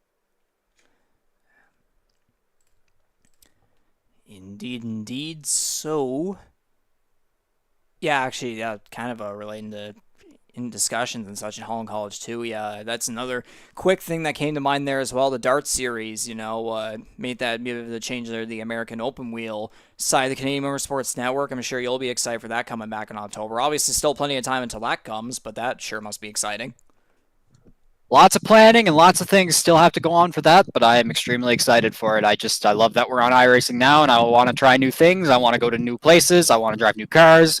Anything is the limit on this game, so I'm really excited for that series. For sure. And knowing that we will be able to get the road cameras there, as Jason Butler confirmed to me from TrackHams22.com. It's for sure to be exciting when that time comes around, but we're still not there yet. We still got 2 races left in the regular season for the Canadian Motorsports Network NASCAR Series in Season 4, and we got a whole playoffs to get done there as well. So that does it for this post-race interview with the NASCAR Throwback 150 at North Wilkesboro Speedway with the number 17 Chevrolet of Corbin MacAulay. Congratulations, Corbin, on your 6th win of the season, and any final words? How are you going to celebrate, whatever? Well, I just want to say I appreciate you. I appreciate Jordy. I appreciate everybody that does this every Tuesday night. It's an absolute blast, and it wouldn't be possible without all you guys. So thank you. That's all I got to say. I will see you next week in Texas. For sure. Wouldn't be surprised to see you in Victory Lane, Texas next weekend. Or next week. Don't speak too soon. Oh, who knows? But yeah, that does it, everyone. Again, congrats, Corbin. We'll see you next week. Thanks, Regan. No problem. But yes, everyone, that officially does it for another live production of the Canadian Motorsports Network NASCAR Series Season 4 action here on the iRacing service. First season on the iRacing service. This was our first and only short track race of the season here in North Wilkesboro Speedway. Definitely a chaotic first half. Still on the air.